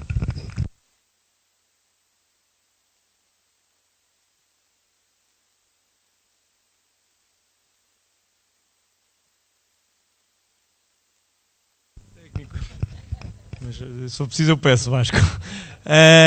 Ok, muito obrigado. Sem mais demoras vamos então visitar a exposição. As expectativas estão altas, portanto agora tenho-me aguentado à bronca. Vamos tentar, na realidade, portanto, vou só dar uma explicação geral e depois então teremos a oportunidade de visitar. Nós construímos 2 espaços e aproveitámos hoje a entrada aqui pelo jardim porque achámos que era uma zona mais interessante e mais nobre para estarmos, mais agradável. Portanto, aqui nesta varanda temos um lounge, chamámos-lhe um lounge dos anos 80, portanto fomos obviamente ao baú dos familiares todos e mais alguns obter aqueles... Acho que não... ter aqueles objetos que eram icónicos e, portanto, montámos ali uma zona que serve para descansar um bocadinho quando as escolas vierem visitar a exposição e alguém que precisa estar um bocadinho a descansar pode fazê-lo, mas ao mesmo tempo também, e está tão na moda as selfies e companhia, também pode tirar uma foto da época se assim o entender. Isto encontramos aqui no varandinho. Depois, a sala da exposição é precisamente a primeira sala. Nós vamos entrar nos grupos e vamos deslocar-nos precisamente para a outra porta oposta, que é a entrada interior do museu, porque toda a exposição está construída de lá para cá, porque é o fluxo normal de pessoas no museu. Eu ia-vos pedir que tentássemos organizar-nos naturalmente em 2, 3, 4 grupos, o que for preciso. Eu tenho a tarde toda para explicar o que for preciso da minha parte. Eu sei que, eu imagino que haja pessoas que querem colocar perguntas ou às pessoas que falaram. Vamos fazê-lo informalmente, ou seja, iríamos se calhar, se me permitir, fazer então o seguinte, íamos fazer uma primeira visita. Não demora muito, mas vamos fazer uma visita, depois ou fazemos então o convívio e a partir daí todos os grupos que quiserem é só falar comigo e faremos então a visita guiada. Pedia-vos para que as pessoas da mesa me acompanhassem naturalmente nisso, o Sr. Dr. Pedro Cardoso para fazer a inauguração formal da exposição, e não me levem a mal, mas pedia para naturalmente no primeiro grupo ter também os meus pais e sogros, gostava obviamente que acompanhassem esse momento e, como digo, estejam à vontade, todo o tempo que for preciso para ir visitar a exposição. Quem não conseguir entrar na primeira, esteja à vontade e iremos ter a oportunidade de o fazer, ok? Tá?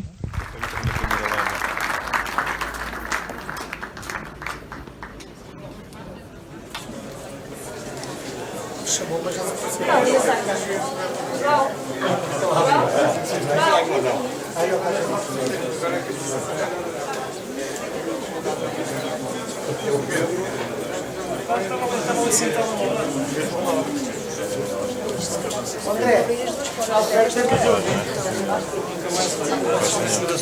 Sim, sim. Então vá, Ana.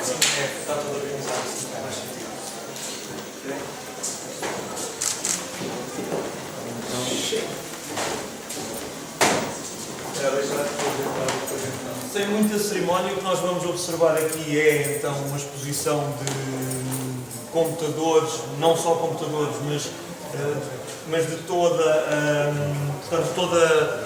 todos os equipamentos produzidos pelas marcas que tiveram associadas a esta revolução tecnológica. Estamos a falar da Sinclair, naturalmente, foi quem lançou o computador que nos traz aqui hoje, mas também a Timex, que o papel que teve em Portugal, a Investrónica, que é uma empresa espanhola. Temos basicamente a exposição com dois tipos de mensagem. A dificuldade nesta área é naturalmente conseguir agradar aos especialistas e conseguir agradar a quem tem a recordação de ter jogado um jogo e quer reavivar essa memória. Portanto, tentámos ter dois tipos de comunicação, uma mais jovem, até para escolas que nos venham visitar. Isto naturalmente não é uma coisa feita para hoje, é uma coisa para agora ser trabalhada, é o ponto de partida, como o Dr. Pedro dizia. E, portanto, temos uma linguagem também mais simples para dar uma visão geral das coisas e depois temos a informação mais detalhada. A informação está presente em legendas que acompanham os computadores ou é inclusivamente possível pegar no telemóvel, tem um códigozinho QR que, se carregarmos, vai à internet e permite consultar informação adicional. E, portanto, sem mais demoras, convido-vos então a visitar, se nos permitirem. A primeira vitrine é esta, é a vitrine da infância, ou seja, é a vitrine que nos ajuda a perceber como é que chegamos ao ZX Spectrum. O professor Dias Figueiredo mostrou o ZX80, teve o mérito de ser o primeiro computador abaixo das 100 libras em Inglaterra, e isso foi o que o tornou depois então um primeiro sucesso. Sucesso nesta altura significava 50 mil unidades vendidas. Mas antes disso já tinha havido uma experimentação dentro das empresas do grupo Sinclair. A Sinclair não é uma empresa, eram várias empresas. E, portanto, dentro desse grupo, um funcionário que depois vem a ter um papel muito interessante chamado Chris Curry, desenvolveu aquele computadorzinho que ali está. Como podem ver, tem um ecrã de LEDs tipo calculadora, aquele número que está ali ao fundo. O professor Dias Figueiredo falou em programar computadores em zeros e uns, binário, falou em octal. Aquele ali tem um teclado hexadecimal, ou seja, é tudo feito com 16 teclas, letras e números que permitem fazer isso. Portanto, aquela é a primeira experiência, o ZX80 é o primeiro sucesso. O ZX81 tem um sucesso enorme, vende 1,5 milhão de unidades, penso eu.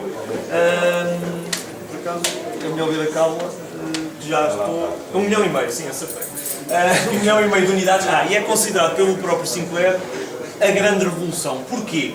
Porque os computadores que existiam naquela altura tinham 40, e o professor Dias Figueiredo falou nisso, 40 circuitos integrados, 40 componentezinhos. Eles fizeram um computador com 4. Portanto, do ponto de vista da engenharia, foi uma grande revolução. O primeiro Spectrum acaba por ser este. Isto depois agora entramos naquela parte em que os colecionadores valorizam, depois muitas pessoas não valorizam e temos de adaptar o discurso. Eu aqui tenho pessoas misturadas, portanto não vou alongar. Mas isto para mim é muito especial porque eu tenho um teclado cinza clarinho que só surgiu no primeiro modelo. Venderam 6 milhões de computadores Spectrum, mas aquele tem um teclado diferente por ser dos primeiros modelos. Aliás, tem um número de série abaixo dos 7000, portanto foi um dos primeiros 7000 a ser produzidos. A exposição continua para aqui, aqui é o que chamei a vida adulta. Ou seja, os vários modelos, peço desculpa aqui, então é mais fácil, os vários modelos, este curiosamente é montado em Portugal, aqui está disposto como a Sinclair o anunciava, com vários componentes. Ali tem umas teclas de plástico, já era uma coisa portuguesa. Ali tem um modelo que no museu em Inglaterra diziam que era um protótipo, que é uma falácia. Não é protótipo nenhum, porque eu tenho 7 ou 8 daqueles. Todos os que apareceram comprei-os. Porquê? Porque ninguém sabia que computador era aquele e eu queria estudá-lo. Na prática foi uma maneira da Timex escoar material, que depois houve um computador quase igual que foi vendido na Argentina, que está aqui também exposto. Mas aquele ali foi uma experiência em Portugal, portanto só aparece em Portugal, mas já há vários, portanto não é protótipo nenhum. Este que está aqui com teclado de máquina de escrever, para mim tem um valor simbólico muito grande, foi montado pelo meu tio do Algarve que eu falei, que me deu bastante equipamento e portanto está também em exposição. O André Luna Leão falou no teclado mais profissional, portanto foi este. Depois sai o 128 que é feito em Espanha.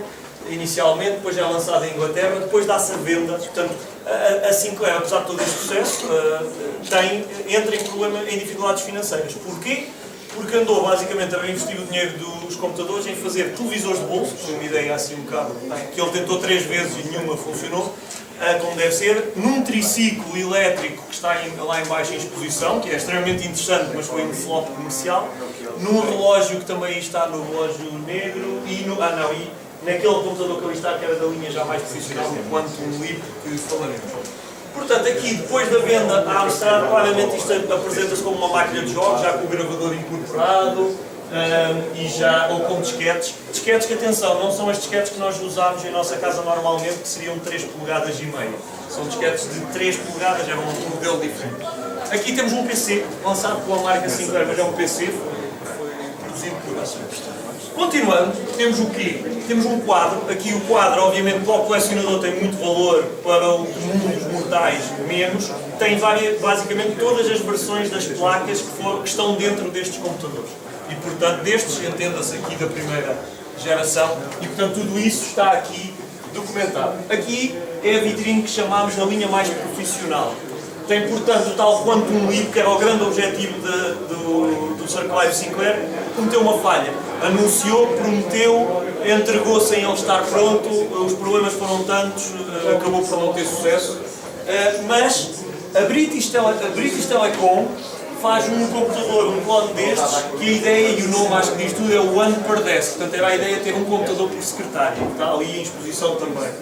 Aqui é uma tentativa dele, já de 1986 a 87, de fazer um PDA, ou seja, fazer um computador A4, que funciona a pilhas, que tem basicamente o Office disponível numa versão reduzida. Aqui temos um computador que foi considerado uma espécie de Super Spectrum, lançado por ex-funcionários da Sinclair. Era muito mais do que isso, mas como ele foi vendido de uma maneira, e isto é muito interessante, que é... O que tornou estes computadores interessantes foi a panóplia de programas e de jogos que existiam. E, portanto, era importante, quando se lançava um novo computador, garantir a compatibilidade. E, portanto, este computador, apesar de fazer muito mais, ser muito mais poderoso, foi anunciado como um Super Spectrum, no sentido em que quer um computador melhor, mas quer continuar a usar os seus programas e jogos. Tem aqui este, o Sun Coupé. Aqui é uma parte mais dedicada à educação e a computadores lançados por ex-funcionários da Sinclair. Esta pasta é muito interessante. Esta pasta é uma pasta vendida nos Estados Unidos para professores, com vários manuais, com gravador, com cassetes, e o computador, curiosamente, já é montado em Portugal. Portanto, isto é um Timex 1500, não é, parece um Spectrum, mas não é antecessor, um bocadinho, ainda é preto e branco. Mas este é já montado em Portugal, portanto isso é isto. Aquilo é uma coisa muito estranha italiana, é um kit de aprendizagem de inglês, como havia os discos da Reader's Digest e muitas outras. Ali é um Spectrum adaptado para esse fim. E aqui então são dois computadores que não tiveram muito sucesso, mas que são lançados por ex-funcionários que estiveram ligados ao Spectrum e que saíram da empresa da Sinclair. O de baixo tem uma particularidade, e se alguém tiver vivido ou tiver ligações à Angola, pode ter aqui uma particularidade. É que parece que vários ministérios em Angola usavam este equipamento de baixo, que se chama o New Brain, para gerir o Ministério de Planeamento e não sei o que, era com computadores de Aqui o BBC foi falado, o professor Dias Figueiredo mostrou, foi a grande guerra de chegar ao mercado de educação, que a Sinclair perdeu, depois tentou combatê-la esmagando o preço e tornando-o mais competitivo. Este é um BBC então, lançado em 1981. Aqui nestas televisões temos vários testemunhos de pessoas de várias partes do mundo que se quiseram associar à exposição, principalmente Espanha, Inglaterra, portanto, pessoas ligadas que ainda hoje desenvolvem coisas ou colecionadores e, portanto, está aí. Aqui temos a história da Timex contada. Temos aqui mais 3 vitrines. Esta vitrine é a vitrine do À Volta do Mundo. E aqui eu tenho basicamente o seguinte: um computador montado em Portugal, que é um Spectrum, vendido na Argentina. Um Spectrum, que se chama mesmo Spectrum, mas que já não é montado em Portugal e que é feito na Argentina. Aqui são brasileiros. Aqui é um computador espanhol, que não é uma linha alternativa. Ali há um que não tem propriamente uma ligação a Portugal, mas que eu acho muita piada. Árabe. Na prática, o distribuidor no Egito fez uma alteração no computador, de modo a, em vez de ter uma ROM, ter duas, poder selecionar a ROM, e tem a foto ao lado que mostra o computador com os caracteres em árabe, da direita para a esquerda, e portanto é muito particular. Aqui é uma máquina anterior ao Spectrum, mas que foi adaptado para um sistema de controle de ar-condicionado. Portanto, aqui temos exemplares à volta do mundo que mostram um bocadinho isto. Aqui entramos na parte portuguesa e aqui apelamos então ao nosso orgulho nacional. Esta vitrine é digamos, o Made in Portugal. Não é tudo Made in Portugal. Este computador é um computador americano. Apesar das pessoas naturalmente olham e vão dizer eu tive um destes. Não é bem esse, é este. A diferença internamente é totalmente diferente. Este é um Timex Sinclair. Este é então os Timex Computer, que foi os que tiveram muito sucesso em Portugal. O 2068, com cartuchos já, características muito mais avançadas do que os Spectrums originais, e o 2048, que foi lançado depois, que é uma versão reduzida. Aqui depois há aqueles pormenores que obviamente os colecionadores valorizam. Este computador, há um mito, porque este computador era para se chamar 2048. Eu consegui arranjar uma press release da época que mostra a foto com ele a chamar-se 2048. Portanto, aparentemente é mesmo verdade. E portanto aí a ligação. Aqui esta press release aparece ainda 2048. Enganaram-se no nome, o presidente da Timex achou mais piada ao 2068 e então lançaram com esse nome. Aqui é um computador vendido na Polónia, feito em Portugal, portanto é este, com um teclado diferente, há vários modelos. E aqui é também um português. O André falou nos jogos, 99% das pessoas que falam de jogos de Spectrum vão se lembrar do Paradise Café e portanto está aí, não podia deixar de estar, não é mais que isso. Neste canto, e já vamos terminar, neste canto é, digamos, a crista da onda, ou seja, Portugal nesta área é admirado pelas coisas que conseguiu fazer na época. E aqui temos os sistemas mais avançados que a Timex lançou. Temos os sistemas de disquetes, o FDD, que na prática eram computadores por si só. Está aqui o sistema de disquetes, um terminal e um monitor que se ligavam todos juntos e que funciona como um computador com CPM. Portanto, na prática, podiam ser apenas disquetes para ligar ao Spectrum ou funcionavam também por si só e, portanto, isso está aqui dedicado nesta área. Temos mais duas vitrines. Eu não me vou deslocar lá, mas vou-vos explicar. À minha esquerda, o resto de equipamentos da Timex. Tem tudo códigos DR, portanto, o telemóvel da pessoa consegue obter informação. À minha direita, uma síntese do que é que foi a carreira, ou o que é a carreira do Sinclair, só não está aí a parte de veículos elétricos, e portanto foi alguém que começou na eletrónica, que não estudou na universidade, que não quis, mas que era muito bom em matemática e física, começou na alta fidelidade e na eletrónica, desenvolveu aparelhos de medida, multímetros e coisas dessas, que está na segunda prateleira a contar de baixo. Desenvolveu rádios, todos apresentados sempre como a coisa mais pequena do mundo, a grande inovação sempre. Desenvolveu relógios, desenvolveu televisores que ele chamava de bolso, que obviamente tentar desenvolver televisores na época em que só havia os ecrãs de tubos de raios catódicos é loucura, quer dizer, não tinha muita probabilidade de sucesso, mas pronto, desenvolveram-nos, e calculadoras, que antes dos japoneses invadirem o mercado, o Clive Sinclair liderava claramente o mercado de calculadoras. Esta zona é a zona de experimentação, o André está também aqui a dar uma ajuda, mas portanto na prática o que nós temos aqui temos um Spectrum original, com gravador, que dá para vermos o tempo de carregamento dos jogos, que não é meia hora, mas é algum tempo, depende do jogo naturalmente. E depois temos máquinas que já são coisas recentes, que permitem obviamente não ter os problemas de estar à espera dos jogos, e a ideia é que aqui as pessoas possam experimentar. Pronto, temos também duas brincadeiras com o que está na parede, o código-fonte. É código-fonte básico que um amigo preparou para a exposição e que, se o programarem no computador, terá uma pequena introdução à programação. Portanto, é isto a exposição que foi preparada, tem uma história bastante completa e o museu estará de portas abertas para vos receber agora nos próximos meses, quando entenderem, e se quiserem fazer então uma visita com mais calma. Ok?